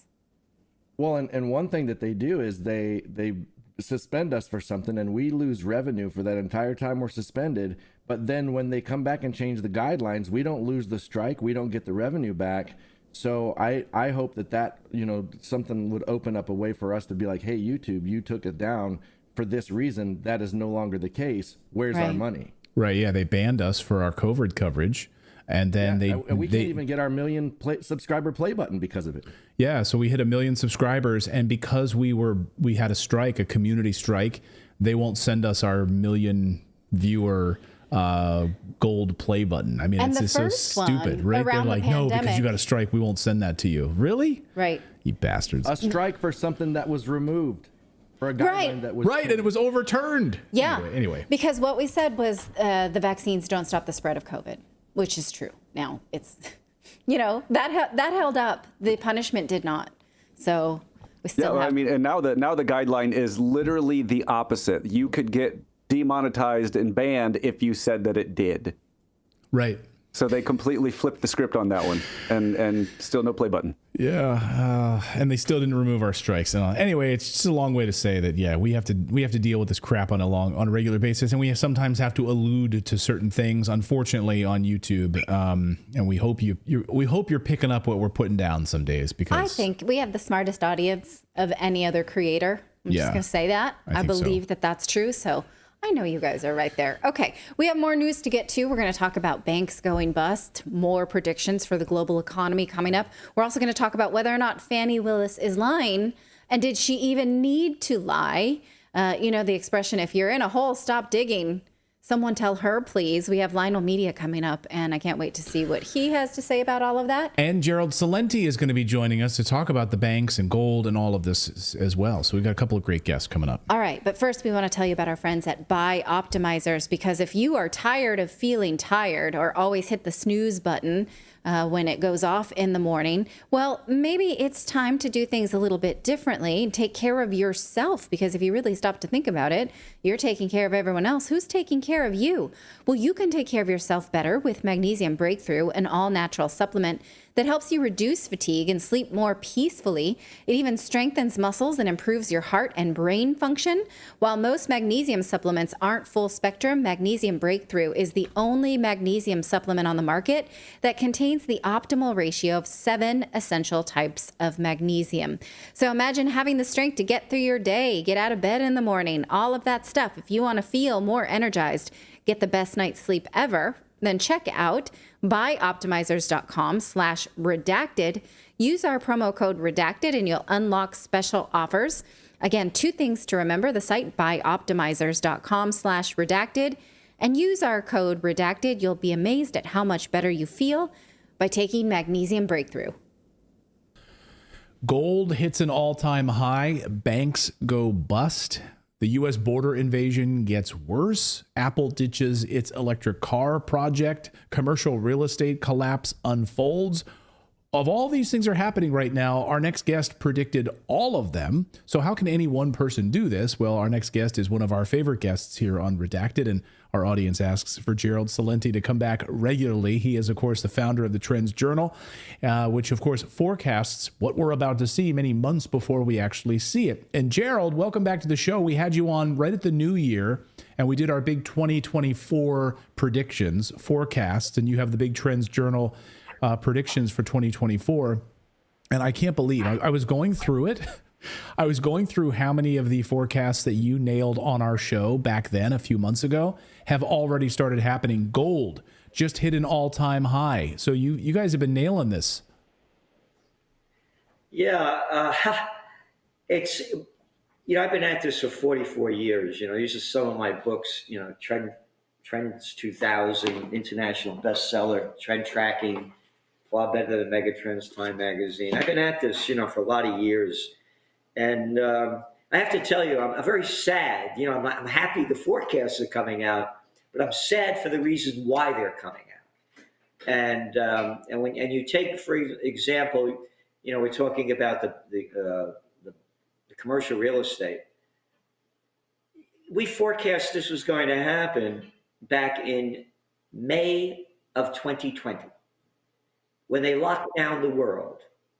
You got to work it out in your home. You can't go out. You only can have 10 people in your house. Stand 6 feet apart. Well, no, make it 1.5 meters. People started. They're working at home day after day, week after week, year after year, and they're saying to themselves, "I had to get up at 5 o'clock in the morning to commute 1.5 hours each way. Right. I hate this. So I'm not going to do it anymore." Now, I'm the guy that, say I have 10 floors in an office building. Everybody's in a damn cubicle. I don't see them. Yeah, stay home. I don't need all this space. Right. Yeah. So, and now these offices are closing down and totally empty. I've talked to some skyscraper owners who say that 60-70% of the buildings are vacant. Your office vacancy rate in New York City is at 23%. Vacant, nobody there. Your office occupancy rate in New York City, the city that used to never sleep, that now is closing down at 10 o'clock at night, your office occupancy rate, meaning people going to work, is at 49.5% according to Castle Systems. Now, all the businesses that depended on commuters, going out of business. Now let's go to what's going on with how you're going to pay. I'm going to default on the building. Who's Right. going to suffer? Well, the banks. The banks are going to go bust. What happened last year around this time with the bringing down of the Silicon Valley Bank, with the Silicon Con Man Bank, and First Republic, nothing compared to what you're going to see. And most of the loans are being held by small and medium-sized banks. And what they did when the interest rates were down near zero, they bought government bonds that are worth nothing now. So they don't have the cash to cover these losses. We're going to see a banking crisis, the likes of which we've never seen in modern history. What is going to happen to the average American? Because you say that, I've been saying that here on our show, looking at the same, I'm looking at your trends forecast and I'm seeing what's happening with these small banks, the regional banks, the small little banks that have a lot of these commercial real estate loans. And as they adjust after 5 years, 6 years, they're not going to want to refinance. The owners of these buildings are not going to want to jump from a 3% interest, 4% interest to 7-8% interest rate when no one's coming to work in the building. It makes absolutely no sense. So you can see it clearly, but then you have people saying out there, no, this is just alarmism. The Fed did stress tests on these banks and they're fine. Nothing to see here, nothing to worry about, Gerald. This is from this week's Trends Journal. Yesterday, Spectrum New York 1 reported that, quote, the delinquency rate for office buildings in New York City, you ready, has increased more than 1,000% from January 2023 to January 2024. 1,000%. 1,000% increase. It's not in the news. You can't find it anywhere. Hey, did Taylor Swift have sex yesterday? I mean, this is what the news is. So also, on top of this, now you're seeing, of course, the destruction of the U.S. dollar and the U.S. currency. And this is why, and I mean, you can tell us exactly why. Now we see gold, another one of your forecasts from earlier a few months ago, gold hitting an all-time high. A lot of people said, no, gold's going to go back down. The U.S. dollar is supreme, nothing to see here. So this week, gold hits an all-time high, breaks $2,100 a troy ounce for the very first time. This is stunning, but not surprising to you. No, because it's very simple. Again, tracking trends is an understanding of where we are, how we got here to see where we're going. So here we are. How did we get here? Well, once upon a time, there was a thing called the COVID war. And I'm not making that up. That's what they called it. Here, this is in this week's Trends Journal. Then President Donald Trump said, it's a war. I view it as, in a sense, a wartime president. Joe Biden, this is a crisis. We're at war with a virus. Little Andy Cuomo over here, the soldiers in this fight are our healthcare professionals, blah, blah, blah, blah. We're fighting a battle. And one after another, that little Catson Macron over there in France, we are at war. Boris Johnson, we must act like any wartime government. I'm mentioning this because every time they call something a war, the people march off. The people march off.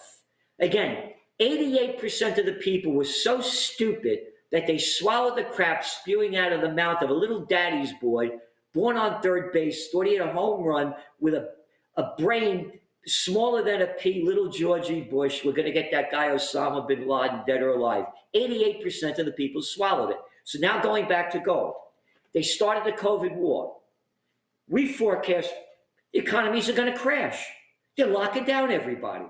Salenti, you don't know what you're talking about. We're going to make up something new.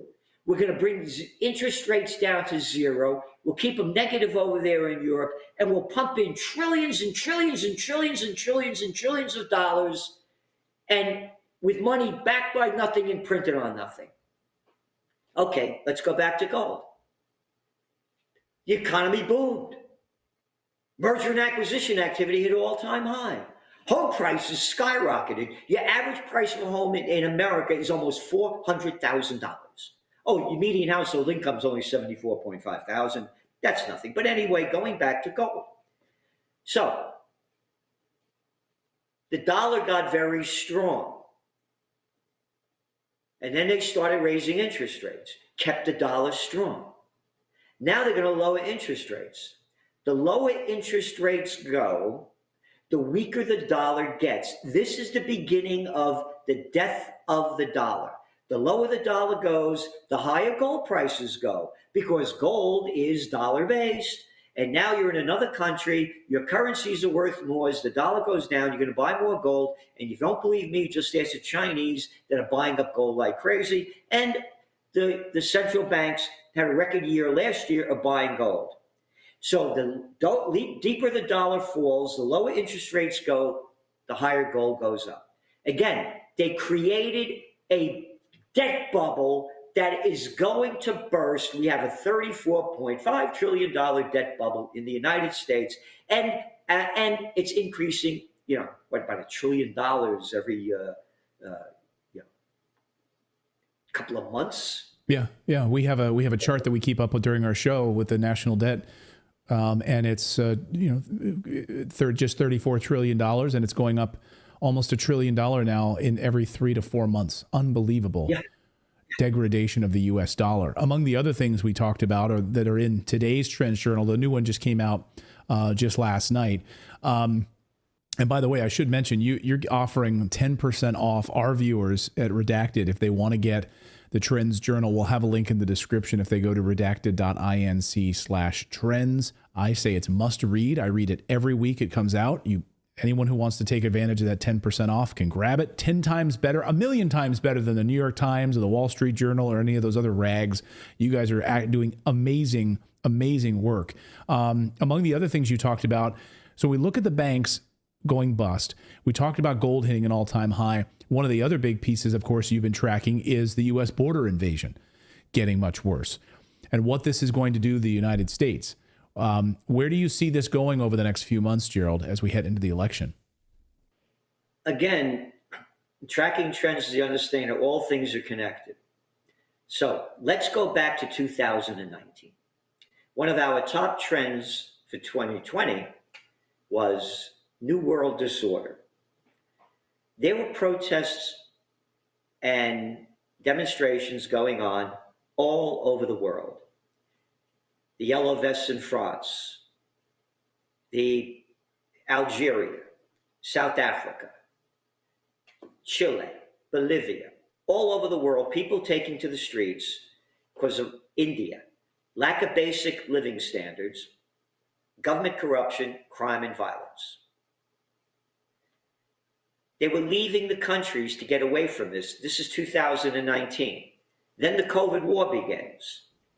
Get back in your house, you can't protest anymore. Right. Yeah. So people forgot about that. Now what happened? The COVID war comes. It destroyed the lives and livelihoods of hundreds, billions of people. Billions. Oh, take a look at China, the one that launched the COVID war and Chinese Lunar New Year, the year of the rat in 2020. Our forecast used to be the 20th century was the American century, but the 21st century would be the Chinese century, because the business of America has been war and the business of China was business. That changed when they launched the COVID war and 3 years of zero COVID policy. They destroyed they destroyed the country because it was overbuilt anyway, as all booms happen. Because when they brought them into the World Trade Organization in 2021, 2 weeks after 9/11 officially, it skyrocketed their GDP.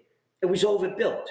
Then they locked down the damn place and they made a bad situation very worse. So now let's go around the world. The damage done by the COVID lockdowns has destroyed economies. So people are flooding out of their countries, doing anything they can to get away. And you don't have to believe me. Again, go to the mainstream media, how happy they are in Germany that more labor is coming in because they have a labor shortage. Right. Yeah. They get more plantation workers of Slavelandia to work for the bigs, to work for the Walmarts, to work for the Home Depots, to work for the Targets, to work for the Kohl's, to work. You can't own your own business anymore. You got to work for the chains. So they don't care about the cheap labor coming in. Again, in my book, Trends 2000, go back to when the whole internet revolution began in the early 1990s. Hey, you had to pay people a lot of money. No, we got these things called H-1B visas. Yeah, we'll bring them in cheap labor from India and China. Don't worry about it. They don't care. They want all the cheap labor they can to bring in, and that's what they're doing. And there's going to be, when you're going back to the elections, it's going to be the major issue. And it's a major issue in many countries, and that's why you're seeing the so-called populist movements gaining strength, whether it's the Alternative for Deutschland, AfD, or in Italy with Maloney over there, one after another, they're playing the role. Well, AfD really means it, but Maloney doesn't, no, we can't have any more migrants in. So there's going to be a big push in the elections to keep the migrants out. Well, I think it's the number one topic in the United States right now. That, coupled with the banks going bust, we are headed for a crazy 2024 as this election unfolds.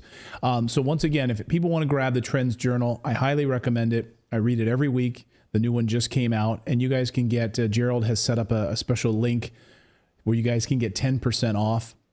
And it's like $2 a week. I mean, come on. It's fantastic information. I mean, really great stuff in here. You guys have the balls to talk about the Israeli genocide in Gaza. No publications will talk about that. They're all cowards. They're all cowards. And you guys actually publish the facts about it. And I love that about what you guys do. What's going on in Ukraine, you guys have balls. You guys have balls, and I love it over there. So at the Trends Journal, the link is redacted.inc/trends. You can go there and download it, become a subscriber of the Trends Journal. Gerald, I love having you on, but I also, I'm torn because you've nailed so many of the stuff that we had at the beginning of 2024, and it's already happening here. Gold, the housing crisis. Now, the next big one we're going to be watching very closely is your prediction, your forecast on the banks. And the mainstream media is lying to people, telling everyone it's going to be fine because they don't want people taking their money out of the banks. And the bank runs, I mean, am I wrong? Are we going to see massive bank runs, do you believe? Absolutely. It's already happening. It's already happening with the New York bank over here. Their stock's gone down like 96%. They're going to get hit really big. So here's the thing. Once upon a time, there was a thing called a bank holiday. Isn't that nice? Holiday. You can't get your money out. It's a holiday. Oh, and by the way, turn in all your gold. I'm FDR. Turn in all your gold. You can't own it. As a kid, my father, may he rest in peace, told me, he said, son, he said, I remember going over your grandfather's house, and he was packing up all his gold. And I said, Pop, what are you doing over here? He said, the president wants us to return the gold, and I'm going to do it. My father, what are you doing? You don't know what you're talking about, he said to my father. The people had to turn in all their gold. That was about $26 an ounce. And then when they got it all, they raised the price of the value of gold to like $30-something an ounce. Yeah. It's a crime syndicate. Here, the Russians invaded hacked into our banking system. Don't worry about it. They stole our money, but we're going to come out with a digital currency. Everything will be all right. They're going to make up something. They're going to make up something. And again, they say that they're covered for $250,000. You're not going to be covered for anything. This thing is going to go down big. There's no stopping it. The facts are there. The people are not going back to work. The office, isn't it wonderful what's going on in Canary Wharf over there in the UK with HSBC moving out one after another? The banks are going to go bust.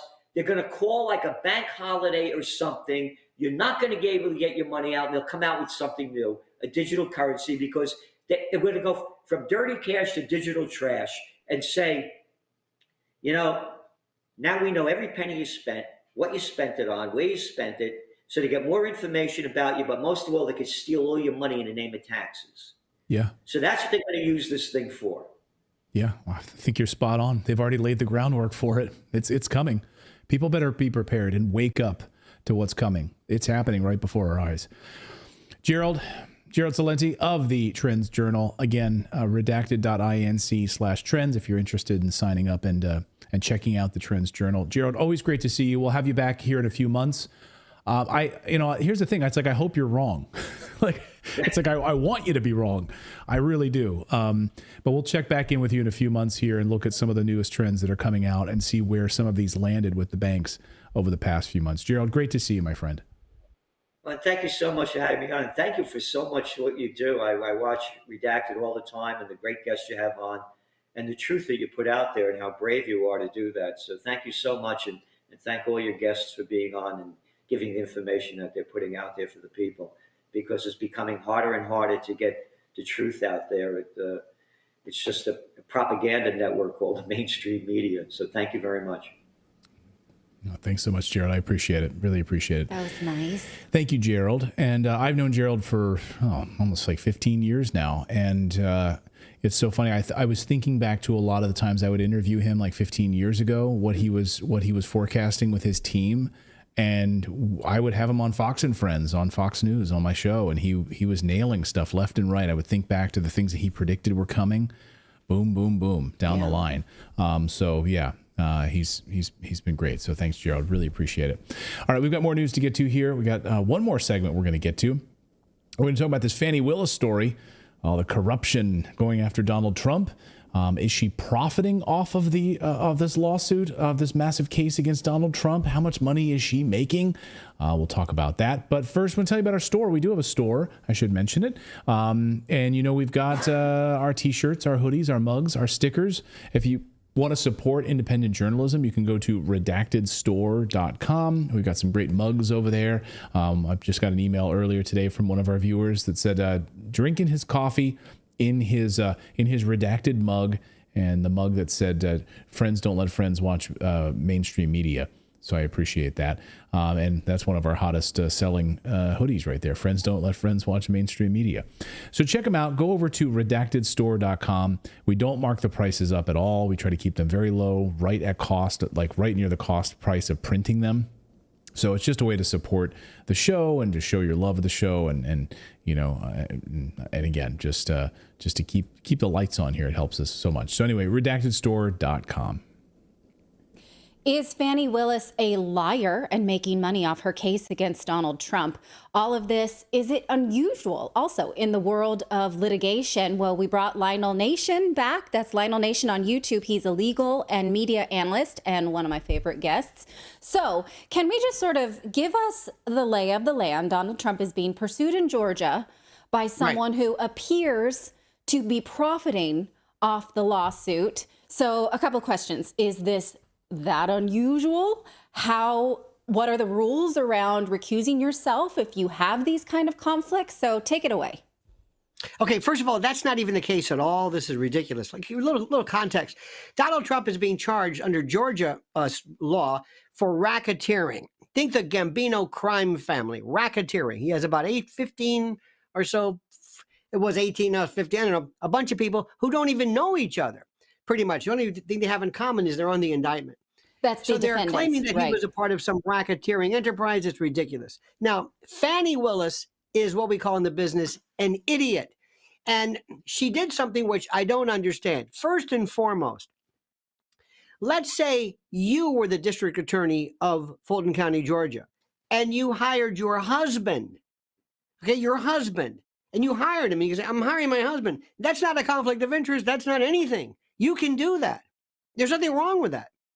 If you decide to prosecute Donald Trump and you say, by the way, I'm going to appoint my husband a lawyer, special prosecutor, there's nothing wrong with that. You just let people know this. It's not, there may be some weird nepotism statute or something in local, but there's nothing that would immediately throw you off the case. It's not a conflict of interest because you have no stake. But that you do have a financial stake, though, because your husband would be paid by the state with taxpayer dollars, and so doesn't matter. Okay, doesn't matter because we've already said this. You can hire your husband, and guess what? You're not paying him. The state's paying him. Okay, is he qualified? Yeah. Ashley Merchant, who was the defense lawyer for Mr. Roman, she's in there with her husband. Now, and I know they're defense, but his husband and wife, they have a kind of a financial interest, so to speak. I don't know where this came from, this idea. Had Fani Willis said, by the way, Judge, this is my boyfriend, lover, boy toy, the garage door lover. This is Mr. Wade. We've been seeing each other since 2019. I've appointed him special prosecutor. He makes more than anybody per hour. Why? It's my discretion. Might not be the wisest move. They said, okay, that's in full disclosure. That will be the end of it. Now, there might be other reasons that she might be breaking ethical rules, but they're going after her for conflict of interest.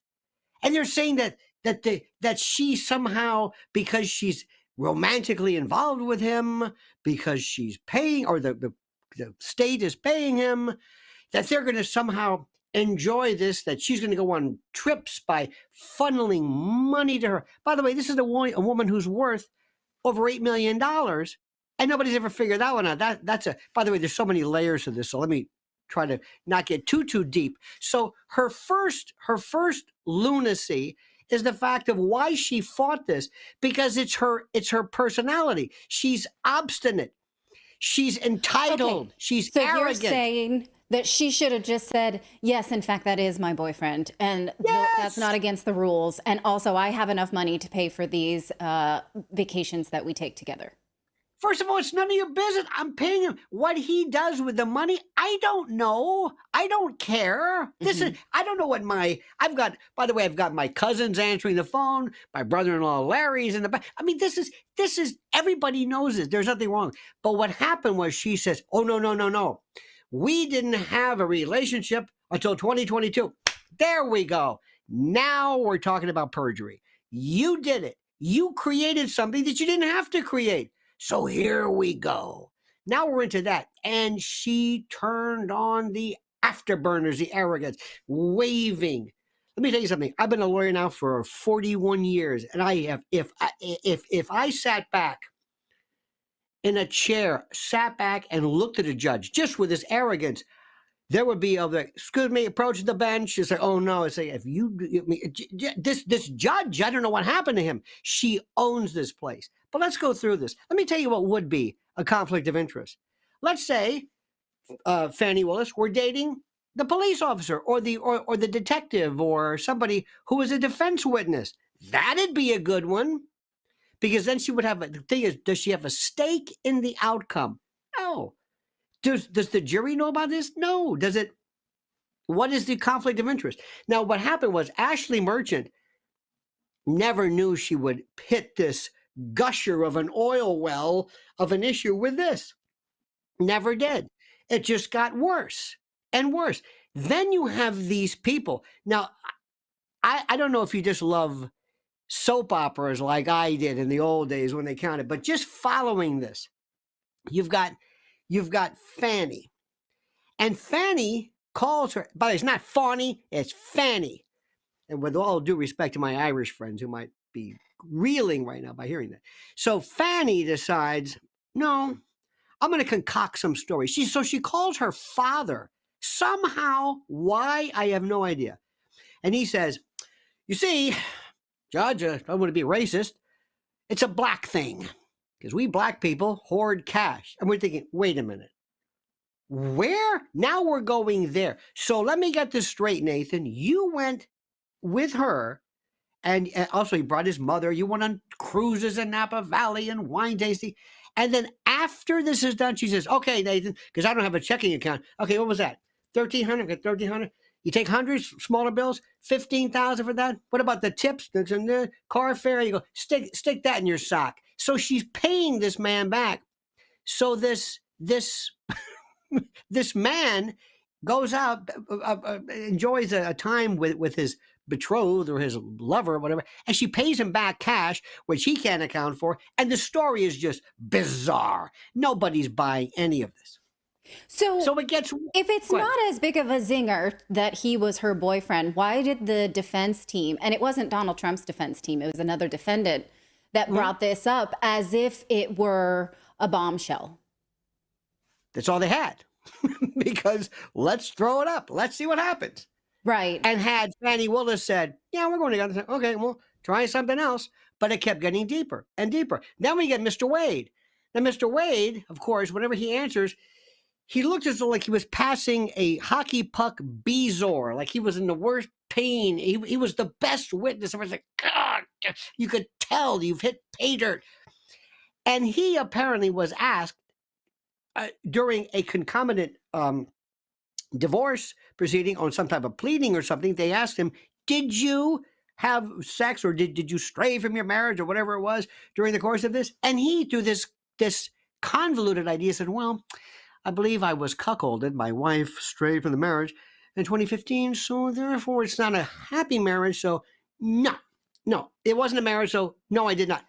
Now he's going back and perhaps committing perjury. So now this is getting deeper because of this ridiculous story.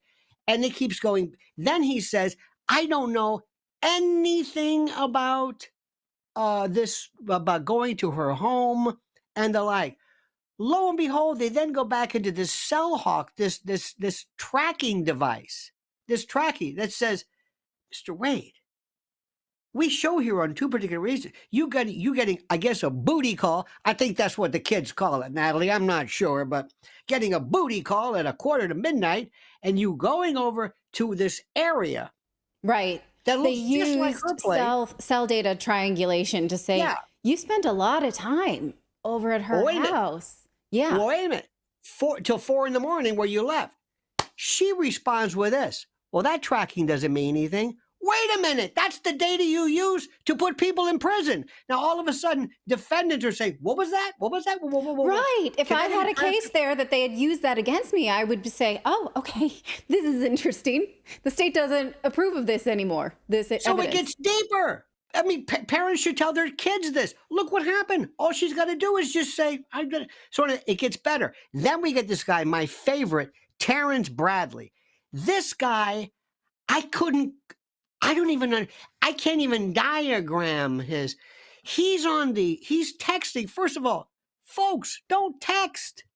Yeah. Anything other than have a nice day, smiley face. But when we're saying, okay, Natalie, I'm getting the drugs. Are you? No, don't do this. It's yeah, dummies. Don't do this. Yeah, you can't erase this. So anyway, my mom and I went to Starbucks and they accidentally gave us 2 cookies and we paid for one. And I texted it, and I've been nervous about it ever since because of the NSA. We inadvertently stole a Starbucks cookie, and I'm implicating myself here. So, well, you don't do that, don't guys. Feel bad. Don't feel bad. One time I was at a dollar store in New Jersey, which is one of my favorite places. I got my globe there, and I walked out with this little stupid thing. I don't know what it was. It was $1. So I thought, if I get arrested, Lionel arrested for stealing from $1. So I said, let me go back and pay for it. The line, of course, was down the block. And I said, I only have one thing. Can I jump down? Anyway, so I know you're this paranoia that we live in. But going back to Terrence Bradley. Terrence Bradley was the law, this was the law partner or the associate of Mr. Wade. Now, for some reason, and we've never figured this out, what Ashley, who by the way is Ashley Merchant, is the new superstar. Fox News or whoever, this is it. This is your new legal whatever it is. Because these other people are so boring, it's not even funny. But she says, now they're texting. Imagine this. This is a bombshell here. I hope I'm right. And Terrence Bradley says, don't worry, it's okay. Have faith. Are you sure about this? Yes. Are you sure they actually were a couple prior to 22? Absolutely. Come on, girl. You can do it. Okay. They go into court, And he looks like I've seen hostage videos that were more up. He's, well, like Nathan Thurm, you know, I don't know if I'm speculating. He's like, Terrence, it's me. Ashley, remember this? Who the hell are you? You told me absolutely. Well, I don't want to speculate. You're speculating here. What's going on here? So anyway, they don't know what happened to him. So then here's the best part. And I'm going to say that line a lot. Here's the best part. There's 9 million best parts. You would think that Fani Willis and her office would say, great, get this guy off the stand. Don't upset him. He's great. He's not answering the question. Shut up. That's my rule of cross-examination. Don't. It's the other side's witness. What are you talking to him for? Get him off. Have a nice day. So they get him on the stand, and the lawyer from the district attorney's office said, so let's talk about why you left that office. It was because of an allegation about sexual assault or sexual battery, wasn't it? And he said, what? Now that's out. You left because somebody... I say, whose witness is this? Why are you impeaching? So he's saying, wait a minute, I don't know anything about this. And where'd that money? Did you pay her $20,000? Well, maybe. Where'd that money come from? Well, I had some money left in the escrow account. Oh my God. If anything that will get you bounced in terms of a law practice is, you're paying from an escrow account? Wait a minute, what? And it gets deeper. Remember the expression, if you find yourself in a hole, stop digging. It gets deeper and deeper. Then it gets even better. Cindy Lee Yeager. Who in the hell is Cindy? These names. She says, yeah, I'm a Cobb County Chief Deputy DA or Co-Deputy DA. I'm in my office with Terrence Bradley. Boy, he makes the rounds. He's everywhere. He gets a call from Fani Willis saying, now, they're coming after us. And I'm paraphrasing. You know, you don't have to tell anybody about us. Does that sound like a threat to you? Yeah. The DA says, now, Natalie, they're coming after us. You know, you don't have to say anything, right? Right. She's asking for lies. Yeah. Well, there's that. Then there's another person who's calling him up. So he's being threatened. This guy, so what I say, okay, stop right there. Forget conflict of interest. Let's go after perjury, obstruction of justice, and witness tampering. Forget this little conflict of interest, because now we're looking at her basically having to have her Miranda rights read, because you now are a subject. Remember, the governor of Georgia is Republican Kemp, who could have a little say in this. They have something called the GBI, which is like their FBI, the Georgia Bureau of Investigation. They can come in there and say, we're investigating you. So here's the best part, all right, to make it even more complicated. Let's say you're Donald Trump. Donald Trump is going to say, I have the most incompetent prosecutor in the world. Don't do anything. I wonder if I'm going to be prosecuted, better her than somebody who knows what they're doing. Yeah. So let's say she does the right thing, and you know they're putting pressure on her to step down and fall on your sword and be done with it. That, of course, is your ticket to, governorship, and it's over. And she's fighting tenaciously to keep this, even though she's ruining the case. Well, let's say it goes to another prosecutor. They reassign it. Go someplace, I don't know, there's 159 counties in Georgia. Who knew? Some other prosecutor says, I've got this dog. Yeah, I don't want it. Well, you got to do something with it. Okay, I'm going to dismiss it. Can't do that. So that'll add on years, and it may just kind of go away. Yeah. So he's got to ask himself, what do I really want to do in this? What is it? Because believe it or not, aside from this, the case is not meritless. You may think it's ridiculous that his phone call to the Secretary of State saying, I need 1,000 or so votes, 10,000 votes, that may not sound like much to you, but you get the wrong jury. So anyway, make a long story short, where we are today is this lunacy, and a lot, I'm sorry to say, there's a lot of commentators missing the point. Now you've got this Senator Warnock, who instead of coming out and saying, listen, I'm not going to get he's a Georgia U.S. Senator. I'm not going to get myself involved in this. This is the case involving a courtroom. It would be improper for me. No. You know what he does? He says, well, that's typical, because Donald Trump, of course, he's always tweeting. Well, that's typical Donald Trump, going after a black woman, and she's a woman in black, and race. race. It's like, no. So the moral of the story, Natalie, is that this started off as being absolutely. Have you ever seen these videos where the cop, I love watching this. A cop pulls somebody over and says, excuse me, ma'am, your tag is loose. Just take this. It's not even a speeding ticket. There's no points. Would you just sign this ticket and I'll be on my way? Get your hands off of me. Next thing you know, she's arrested, tased, and goes to federal. That's what this is. Taking something that was really not that big of a deal and letting your hubris and your this Your ego. entitled attitude. Yes. And the thing about it though is that I don't want to talk about it. Race has nothing to do with this. I mean, I mean, listen, sometimes I'll tell you, look, if there's a racial component there, but there's so much mental fatigue to that trope, you know, it doesn't work anymore.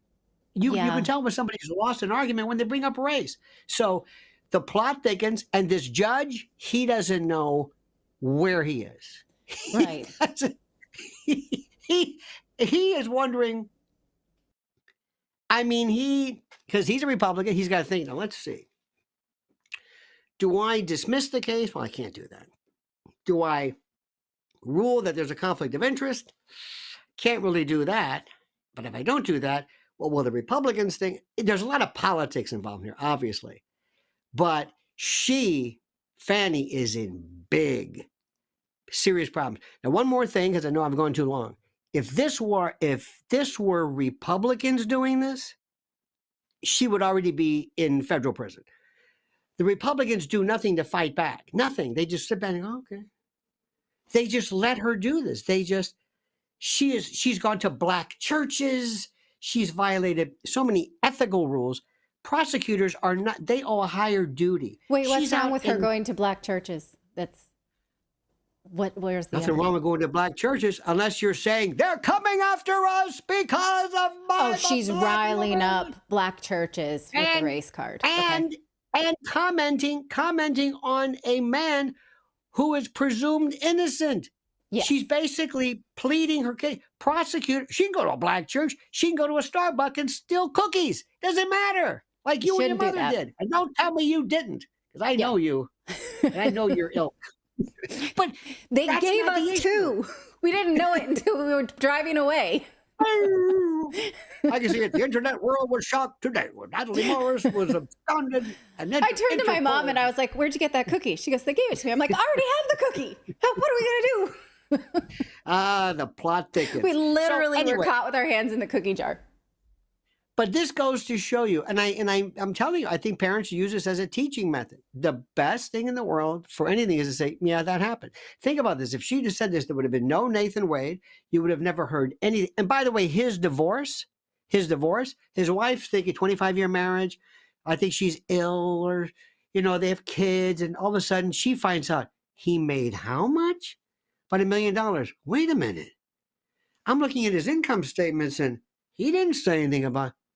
Nobody would have known anything about this. Wait, is their divorce not settled? So then she has a right to that? As far as I know, don't hold me to this. I know there's been some tentative settlement or agreement or something, whether it's actually you are a single man now, a free. I couldn't tell you. If Because it's he goes into not, something then if about- I were her lawyer, I'd be like, "Oh, that's interesting. Let's see where that money went." Oh, her lawyer's very good, because see, there's this thing that people think, they have this thing called, well, we're separated. Excuse me. I don't know what you think that means, but that, as we say in the South, that dog don't hunt. That doesn't mean anything. What do you mean you're separated? Like, there's these, okay, maybe in your own mind, but you might be fully fledged married. But let me ask you something. Where did she get $8 million, $5 million in property, stocks, blue chip stocks, gold, future? Wait a minute. She's been kind of with government service. I don't know if that's anybody's right to know this, but she's done very well for herself. Where did this come from?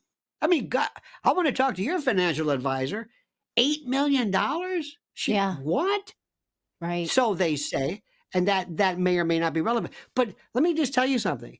This is the most fascinating set of characters anybody has ever seen. I mean, and Donald Trump is thinking, I finally have something going my way.